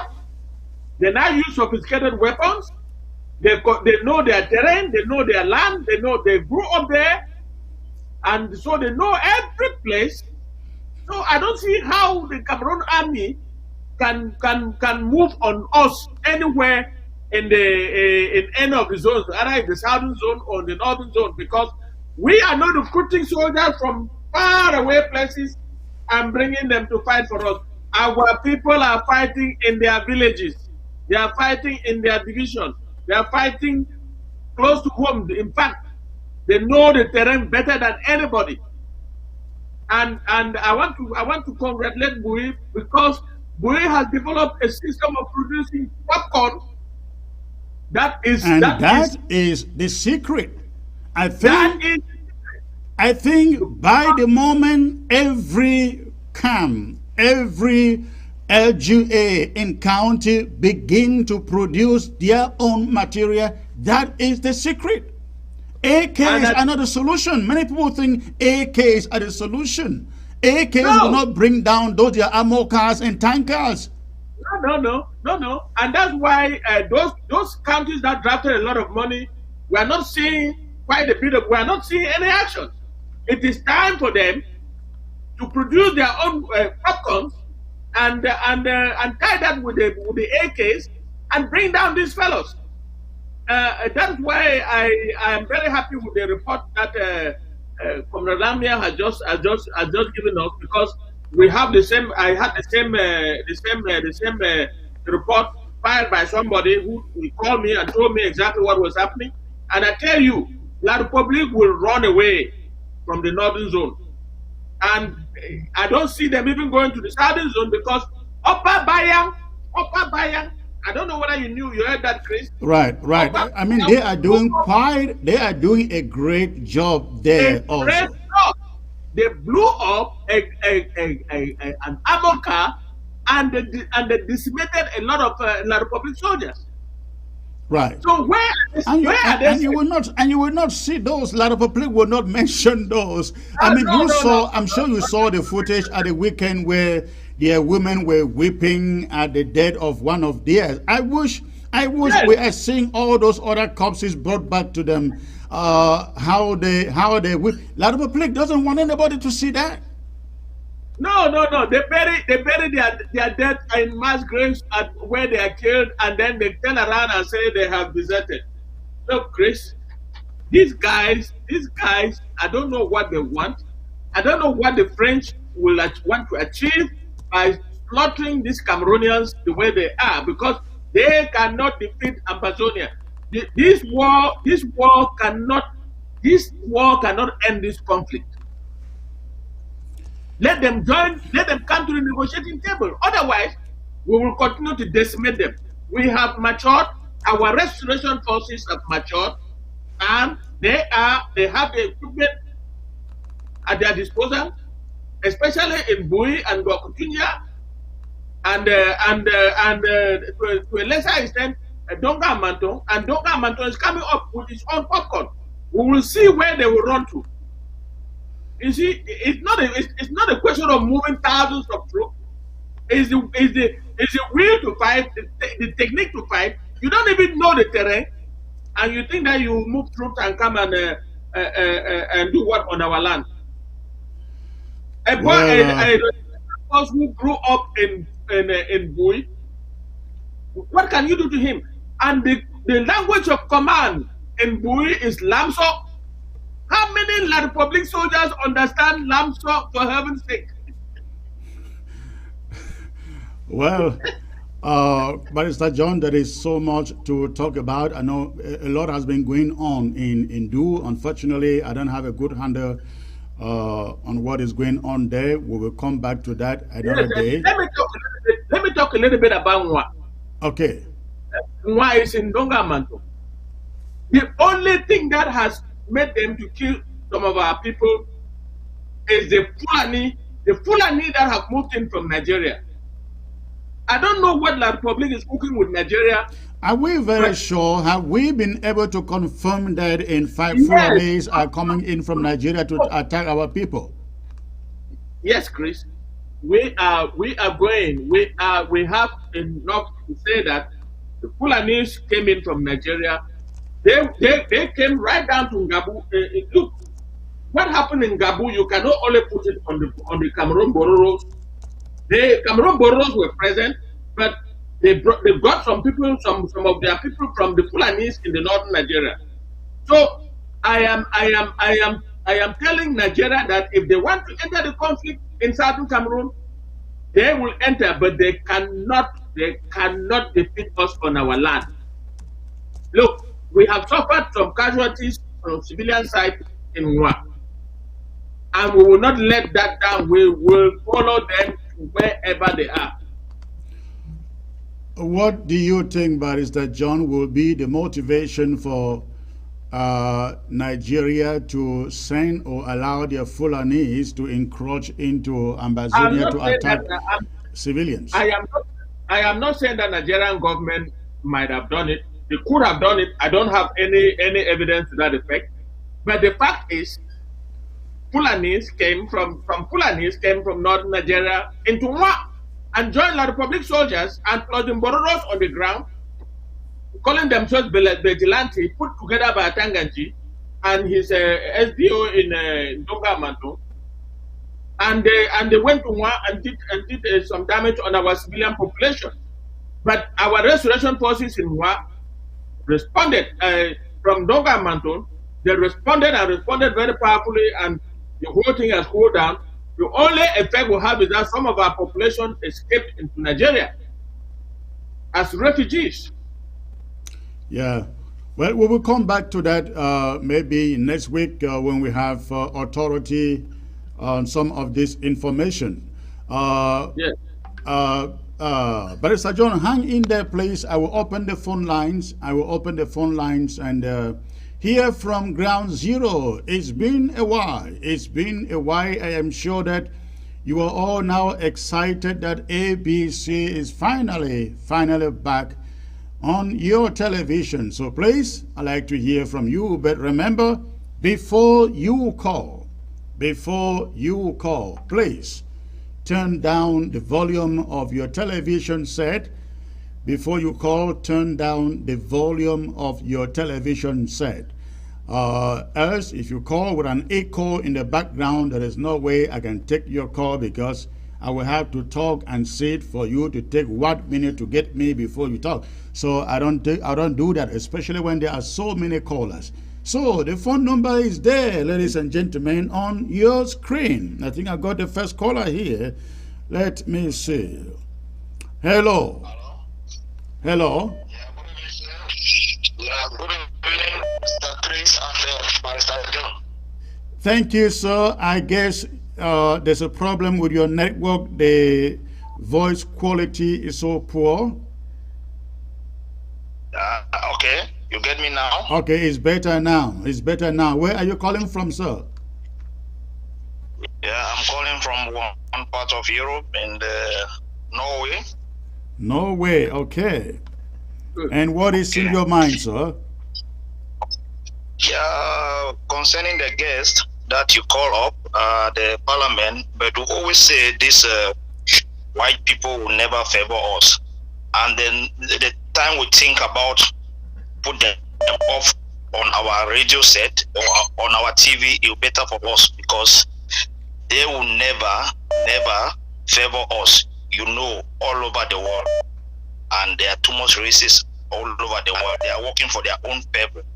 Well, I don't see any need for time. Hold on. I think you are being a little naive there because, listen, if you think that these guys will come and sit on television and say we support AMBAZONIA, forget. You will never hear that. Never, ever. Not even from the strongest supporter of AMBAZONIA anywhere in Europe or America. But at least, they are talking about it and asking for a solution. Again, as we said, if you listen to me and Barrister John earlier, we said it is incumbent upon us to take advantage of the opportunity and make our case. Don't you think that's important? These people are hypocrites. They always say something and they do other things. And that is why I'm saying these people are hypocrites. They will always be delaying. They want to make back finding. They want to do this for delaying tactics. These are hypocrites, and it is not good. We should just forget about them. They will pull on our independence. That is what I'm trying to say. Well, I hear you, but diplomacy doesn't work that way. They will take forever to do anything. But remember, it took forever for Sudan. They got it. It took forever for Eritrea. They got it. And for others. So our case is not any more different. We will persevere and we will do everything that we can, no matter what they do, no matter what they say, to get to our destination. Thanks for calling. All right. Barrister John, you have anything to add there? Yeah, I just want to tell the caller that that this guy is working to stop this war, and that's a big plus for us. It's a big plus for us, and it is incumbent upon us to educate our people. We get to the negotiating table. We will negotiate. We will not negotiate our independence. We're negotiating terms of separation. So we are going to that table with one agenda. We are not going to negotiate our independence because the United Nations had voted on the 21st of April 1961, giving us independence. No country in the world has had independence twice. So let's get it. I think that these Europeans have a role to play, and they are playing it for us. We should not chastise them just yet. We should at least take advantage of what they are saying and get to the negotiating table. That is our goal now. All right, Barrister John. Let's get to our next caller here. Hello, sir. Good evening, Secretary Chris. Good evening, sir. May I know where you are calling in from, please? Yeah, I'm calling from Finland. Finland, okay. What is in your mind? Concerning what even what people are saying, I think what we just need to do is to support our boys in Ground Zero, and I strongly believe that this coming Saturday we should gather and try to see how we can support. But my other question is, what are the other counties doing? We all drafted for the other counties, but we have not been hearing some of these other counties. So we hope the money they are still keeping it, because when it comes to accountability, we don't need to for them to start telling stories, because there are so many counties that we have not been hearing anything about them. Now is the time for those counties to take advantage when the military, the La Republic military, as they have moved to Buya and other places, and see what they can do. But they are just staying quiet. Not that they are staying quiet, is it that they don't have fighters or what? Because this thing is making us, it's pushing us backward to start thinking of the second draft, because it will be difficult for people to start drafting when they have not been seeing what they have been doing. So if some of these counties were behaving like Lebiele, doing Okutunja, it was for people to start even contributing for the second drafting, because they are seeing what it's doing. But if we are not seeing it, it becomes so difficult. So what are the county heads in the other counties doing? They know themselves. I'm not here to be calling them, but they know themselves. They should try and do something. That's just an observation I wanted to put on. Thank you very much. Thank you. That is a very legitimate concern, but I don't think you have to be worried about that, because they say you harvest what you sow. The draft will be coming up again very, very soon. If these other localities, communities, LGAs and counties are not ready to do anything, I guess another draft will be coming. They would have to explain how they spend the other money before people, I believe, can give them any more money. Thank you for the call. Barrister John, any point there? Yes, I want to tell the caller that it's not only Gokutunja and Lidialem. You have to include Manu, because Manu is doing extremely well. The news is coming. You have to include Boyo, because Boyo is doing well. I'm already in 5 counties. I want to call on Mezam and Momo, who drafted a lot of money. Let's hear from them. Let's hear what is happening. Let's hear from those 2 big counties. And of course, we know about Kupe Maninguba. They are doing the best they can, because they are not sleeping. But let the caller give some time. The draft money will work and work marvelously. They are working already. I want to suspect that the production of popcorn is still going on. The machinery, some countries are advanced, some are not. So they are still working on that. And I hope that in the next few weeks, you will hear a lot of fire. But we should not be discouraged. We will have fire, and we will have another round of draft that will bring in more money, so that we'll keep this war on. If that's what the Republic wants, that's what they will get. All right.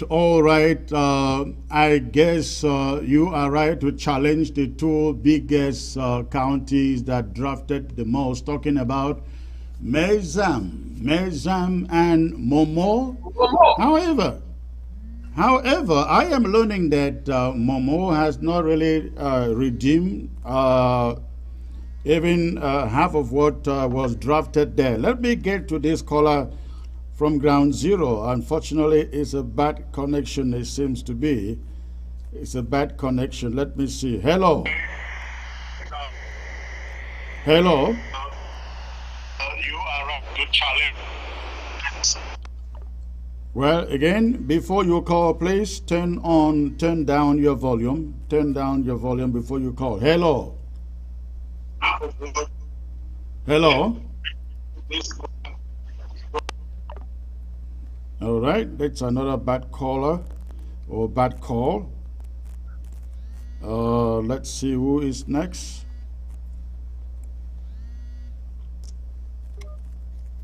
Hello.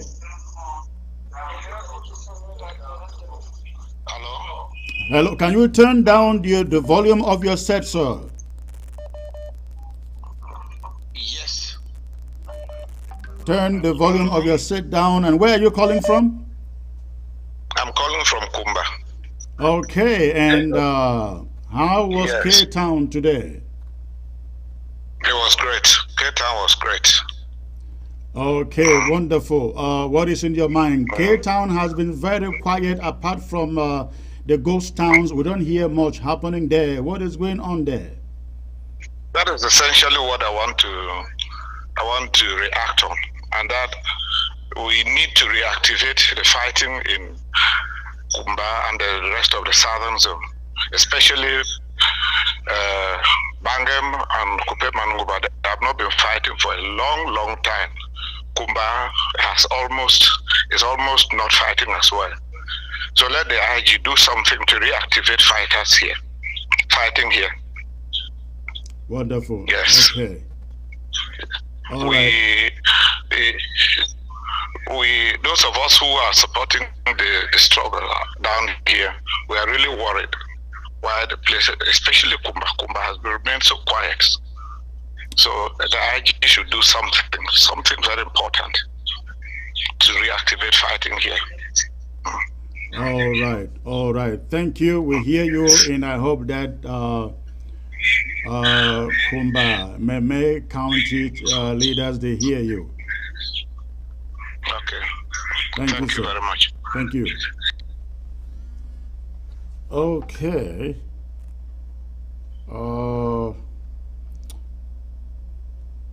Let me see who is calling here.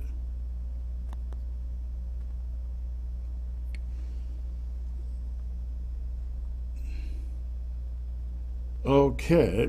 In the absence of any other caller, Barrister John, I don't know if you have a word or two before we call it a day, sir. Well, I want to comment about what the last speaker just said about Kumba. I am calling on Chairman Tony, the county chairman, my good friend on Jereka, and of course the guy in Bonge who has been incommunicado. Please, we have gone offensive. Our restoration forces, the AMBAZONIA restoration forces, are now an offensive force. So activate the fighting in Meme, and all over, and in Gokutunya, in Pako, in the other counties. Activate the offensive. Don't wait to only to defend. Because we have been defending, and they have been killing our population. So it's time to go offensive. All Just right. like the president. It's time. All right, Barrister John. Let me get this caller from Ground Zero. Hello, sir. Where are you calling from? Hello, sir. Good evening. Good evening. I'm calling from the Savannah Zone. The Savannah Zone. Okay. What do you have to contribute, sir? Yes, I want to appreciate you, Secretary Chris, for the great work you're doing. We want to thank you for our channel is back again, and so life has returned. We have been very preoccupied and worried all these days. So we want to thank you very much for that. We also want to thank the interim government for the strategy that they are displaying, that is putting the Republic in state of confusion.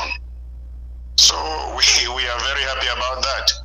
And one thing I want to suggest is that the various counties, I don't know if they could have a program where they come on ABC and explain what is happening, in the various counties to the Ambazonians. I think that will,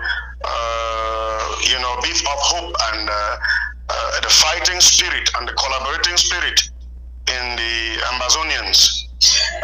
So once again, I say thank you and God bless you very much. Thank you, sir, and you remain safe out there. And the challenge is out there to the counties, to the LGA leaders. We have said this, we have made the appeal since last year. We want every LGA, if possible, to come to ABC, pick up a program slot, talk about what is happening in your county, in your LGA, and even if it means in your dialect, we welcome it. We welcome it.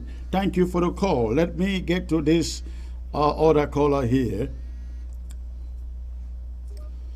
Hello, sir. Hello, Secretary. Good evening. Good evening. Can you be a little louder, please? It's like you are far from your phone. Yeah. Good evening, Secretary Chris. Good evening, sir. Where are you calling from?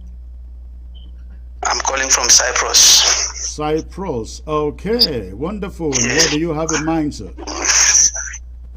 So I want to thank you for your work and for everything that you people are doing. I listened to your guest this evening and the other guests you invited from France. All of them are speaking, it's like they are speaking the same language. Most of these diplomats and Britain, France, and Germany, they are like allies when it comes to this Ambazonia struggle. So at times I feel that it's needless even inviting them for ABC to tell us what they have in mind, because we already know what they have in mind. And what's for La Republique, what will bring La Republique on the table is only firepower on the ground, because they leave La Republique on head. They come to Ambazonia and destroy Ambazonia, and they think they can go scot-free. Most of those their areas in Ambazonia should be targeted. Killing their soldiers, La Republique are heartless, particularly the regime. The regime is heartless. So many soldiers can die. It will not mean anything to them. But if some of these their areas of interest can be taken off in Ambazonia, that is when they will start knowing that Ambazonia means business. And most of their statesmen, like governors, and those are our targets. If they can remove them from Ambazonia, that is when the La Republique will start knowing that they are at war, and Ambazonia means business. All right. Looking to the international community will just be playing their game as usual. The only people we have that can support us is America. Any other European nation, they are just playing blanks over what is going on. Well, in fact, I really thank you, and I thank Ambazonia for what they are resisting La Republique on the ground. Thank you, sir. Thank you, sir. Thank you very much. Thank you. All we ask of you and every other Ambazonian out there is to please support your local government, support the fighters in your local government. That's all we ask from you. And let me get this caller here. Hello. Hello, Sir Chris. Good evening. Good evening, sir. Calling from Santa Land, correct? Yes, Santa Man. Thank you very much for bringing our station back. I didn't bring it back. And we didn't have it for the past 2 weeks. Yeah, some people paid for it, not me. But thank you for that. Okay. Yes, thank you for looking for these Europeans who can pay their views on our issue, because it's very important for you. We thank you very much for sorting them out, because they are bringing out things in the way that we know that everything is very, very, very high now at the level of international recognition. So we thank you very much for the effort. Bring most of them. Thanks very much. Thank you. I appreciate it, sir. Remain safe. Okay, same to you. All right. Okay, the calls are coming in. I thought they were all done. Let me see. Hello. Hello, Secretary Chris. Good evening, sir. May I know where you are calling from, please? I'm calling from Meme County. Meme County. Okay. What we need down here is firepower. The only means to tap honey oil is to fire on the honey, because they call themselves bill. They need fire that they will burn them down. So we people should increase the firepower down here. Okay, I hope that the fighters in Kumba are hearing you. As somebody said, they have been dormant, quite dormant. for quite a while, and people are asking whether Kumba still has fighters. So I really hope that the Kumba administration, I'm talking about the LGA heads and the county head and the security team, I hope they are listening to you, especially calling from Ground Zero. Thank you, sir. Thank you, Secretary. Okay. All right. Let's see this other caller here. Hello. Hello. This is a bad network connection. All right. Let's try another one. Still a bad connection there. Okay. Somebody writes, hello, good evening to our ABC TV station that we were so worried of not receiving the information on Ground Zero. So you are welcome back and thanks. Okay, sir. Thank you too for letting us know you can now watch ABC. Hello. Yes. Secretary Chris, good evening, sir. Good evening, ma'am. May I know where you are calling Good evening, in from? sir. Thank you. Good evening. May I know where you are calling in from, please? I'm calling from Gabon, sir. Wonderful. Thanks for calling. Hello. I can hear you. Go ahead. Go ahead. Gabon, Go on. I'm calling. Yes, Daddy. Yes, I want to appreciate your effort, Daddy. And again, I want to appreciate for bringing our TV ABC back on board again. All right. Thank you. Thank you. I appreciate it. Okay, Daddy. I want everybody out there to know there is a club that has some wonderful Ambazonians who are sacrificing to get ABC to remain on the air. And if you are out there and you can also support, please join ABC Amber Club. Join ABC Amber Club. You just need to go to the website abcambertv.org, hit on the link, join the club, and you can pay as little as, you can go in for as little as $10 a month, 15, 20, whatever you can afford. Let us keep ABC on the air. All yes, right. Yes, congratulations. I will do as you said.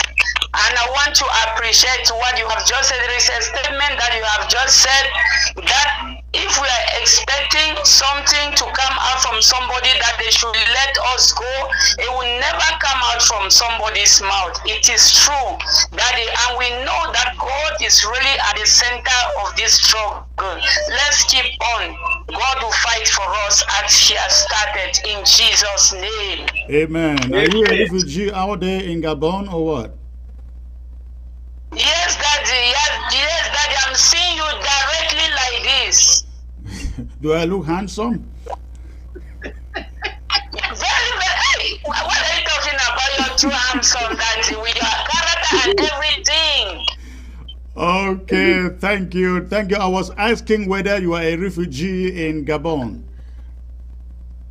No, Daddy. No, Daddy.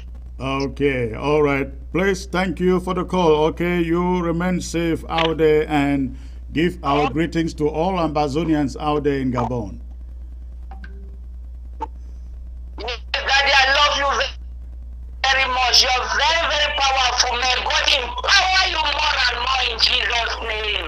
Amen. Thank you. Good night. Okay, Barrister John. Take it. Please hold on, Barrister John. I thought this calls are over. Let me get this. This will be the last one, I think. Hello.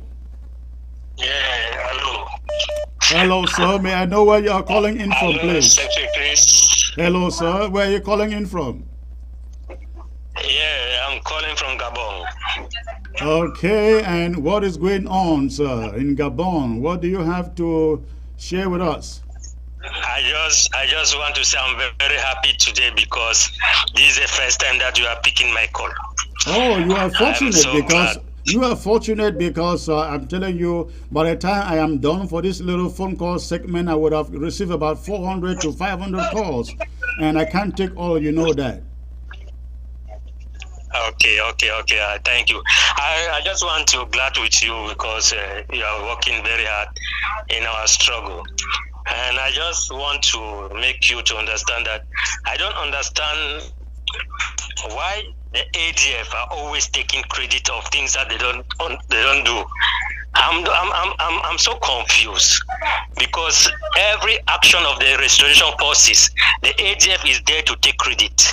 So I want that you should try to make the ADF to understand that we are the one in the restoration forces that is having ground zero. So to make Chu Ayaba to be quiet because Chu Ayaba is so funny. Today he make a video, whatever that he want to do, video call or whatsoever, a message to ground zero that they have won the fight, they have done this, done that. I don't understand. So I just wonder we should make him to know that he has no place in ground zero. Thank you very much. Where are you calling from? Gabon. Oh, Gabon. Okay, wow. Barrister John, why is Ayaba taking credit for every job on the ground that he's not even, his boys are not even close to? Well, thank you for the call. He is one of those. Yes, Barrister John. Yes, he is seeking for relevance where there's no relevance. Him and his henchman in China called Capo Daniel. Every time that we have successes on the ground, they rush to claim victory. And yet they are fighting alongside La République du Cameroon. We all know that. But, you know, that is what people who look for importance do. They try to meddle into other people's affairs and claim that they are the ones doing this and that.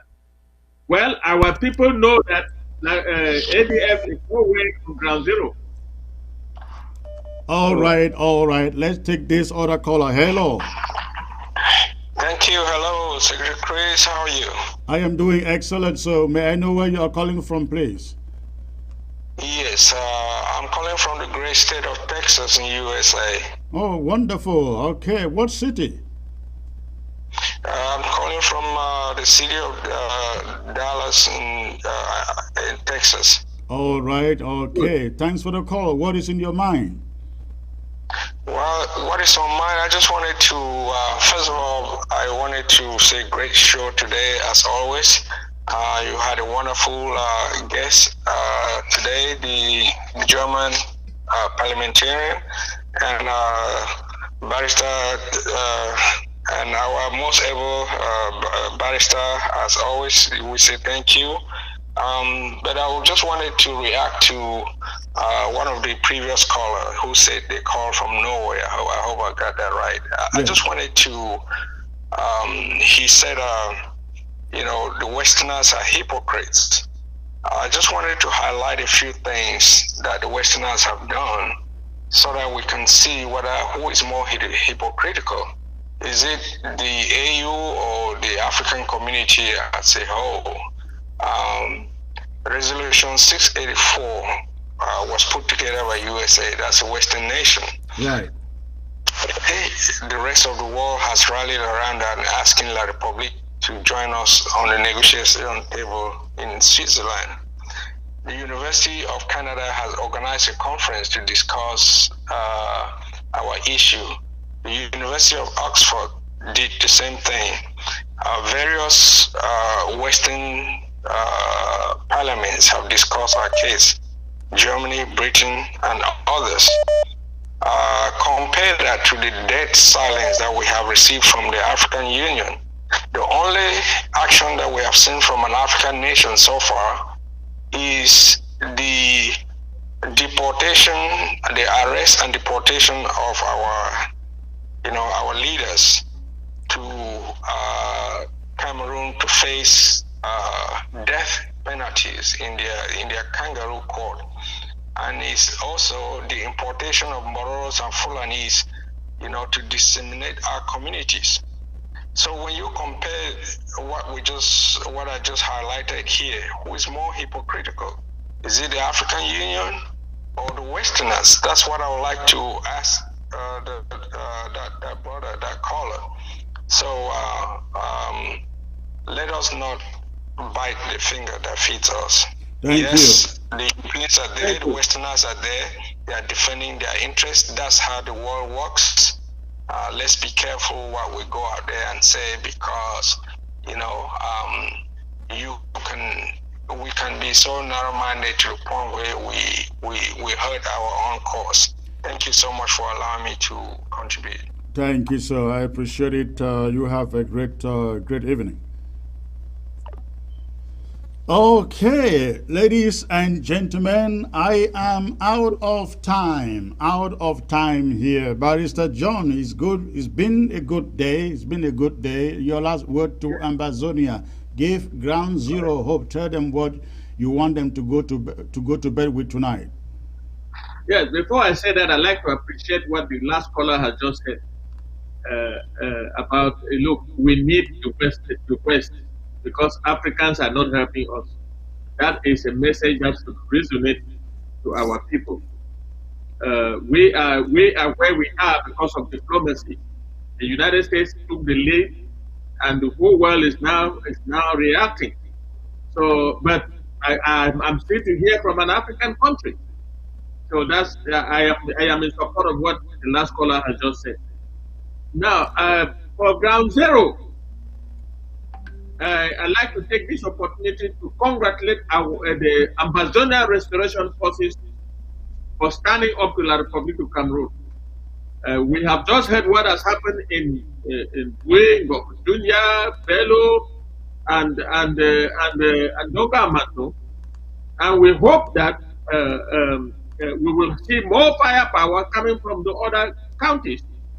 And I think that our fighters are up to the task, and we'll have to keep praying for them. This Saturday, we in the diaspora will be coming together to raise some more money for the fight on the ground. But the money that was drafted, rest assured that it will be used. If some counties are slow, it's because they are still putting their structures together, still trying to produce popcorn. But when everything will be ready, you will see fire on the ground.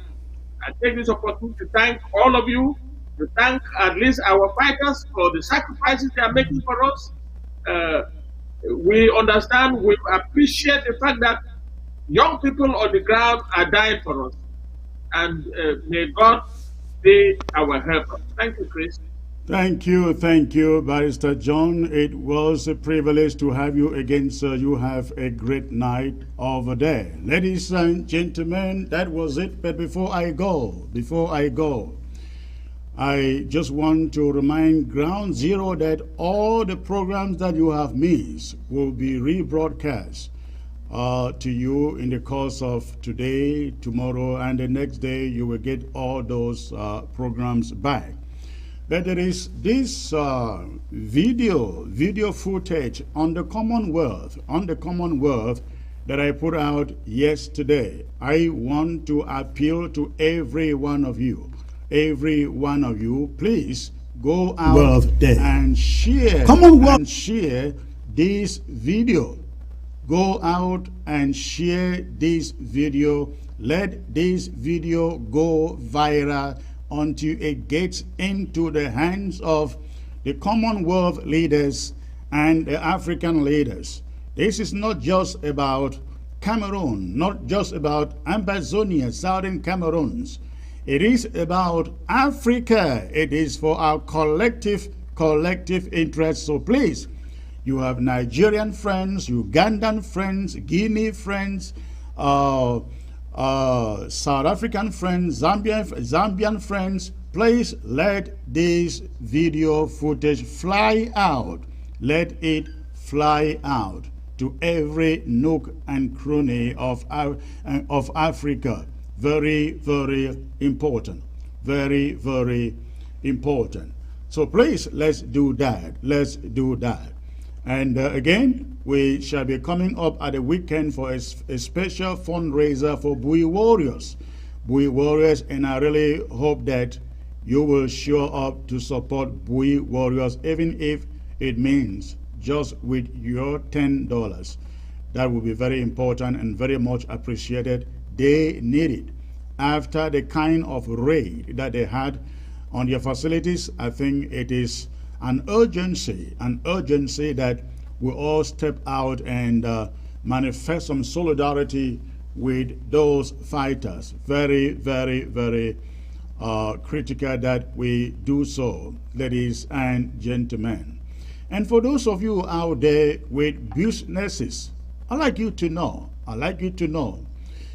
we will very much appreciate you sponsoring some of these shows on ABC, especially my shows, the show that I come up and perform here.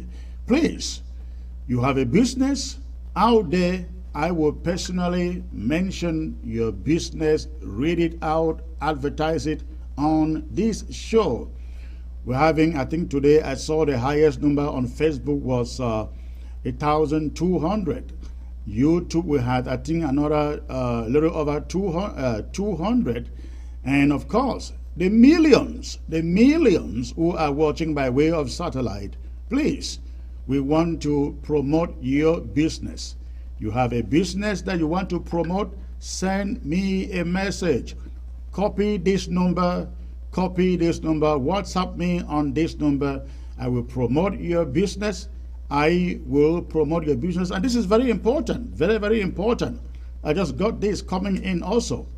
You may, if you are in the USA, and you are interested in a commercial loan for business or for personal use, maybe you have tried with other banks and they have turned you down. We have some banks that will be ready to approve any business loan for you for as much as you have a credit score that is above 650. And even if you have been denied with some other banks, please call that number or send me a message on that number you find on your screen, and I will hook you up. And ABC will benefit from your investment too, indirectly though. So if you need a business loan, a commercial loan, and you are in the USA, you have a credit score above 650, send me a WhatsApp message on the number you find on your screen, and I will hook you up. Okay, that is an advertisement. I want to do this for your own business. Call that number. Don't call, send me a message on that number through WhatsApp on your screen, and I will get back to you. Ladies and gentlemen, it was a great pleasure to be back here with you and to be back with you on Ground Zero. Please remember to go hit that Commonwealth video footage. The Commonwealth video footage, go and hit on it. It is right here on Facebook, ABC Facebook page. Let us send it to every nook and cranny of the globe until it gets into these Commonwealth leaders and United Kingdom, Australia, New Zealand, all those places. Let it get into their hands. Hit it and share it. All right. Ladies and gentlemen, it was a pleasure to be with you today. I hope you have a wonderful night. God bless you. See you again next time.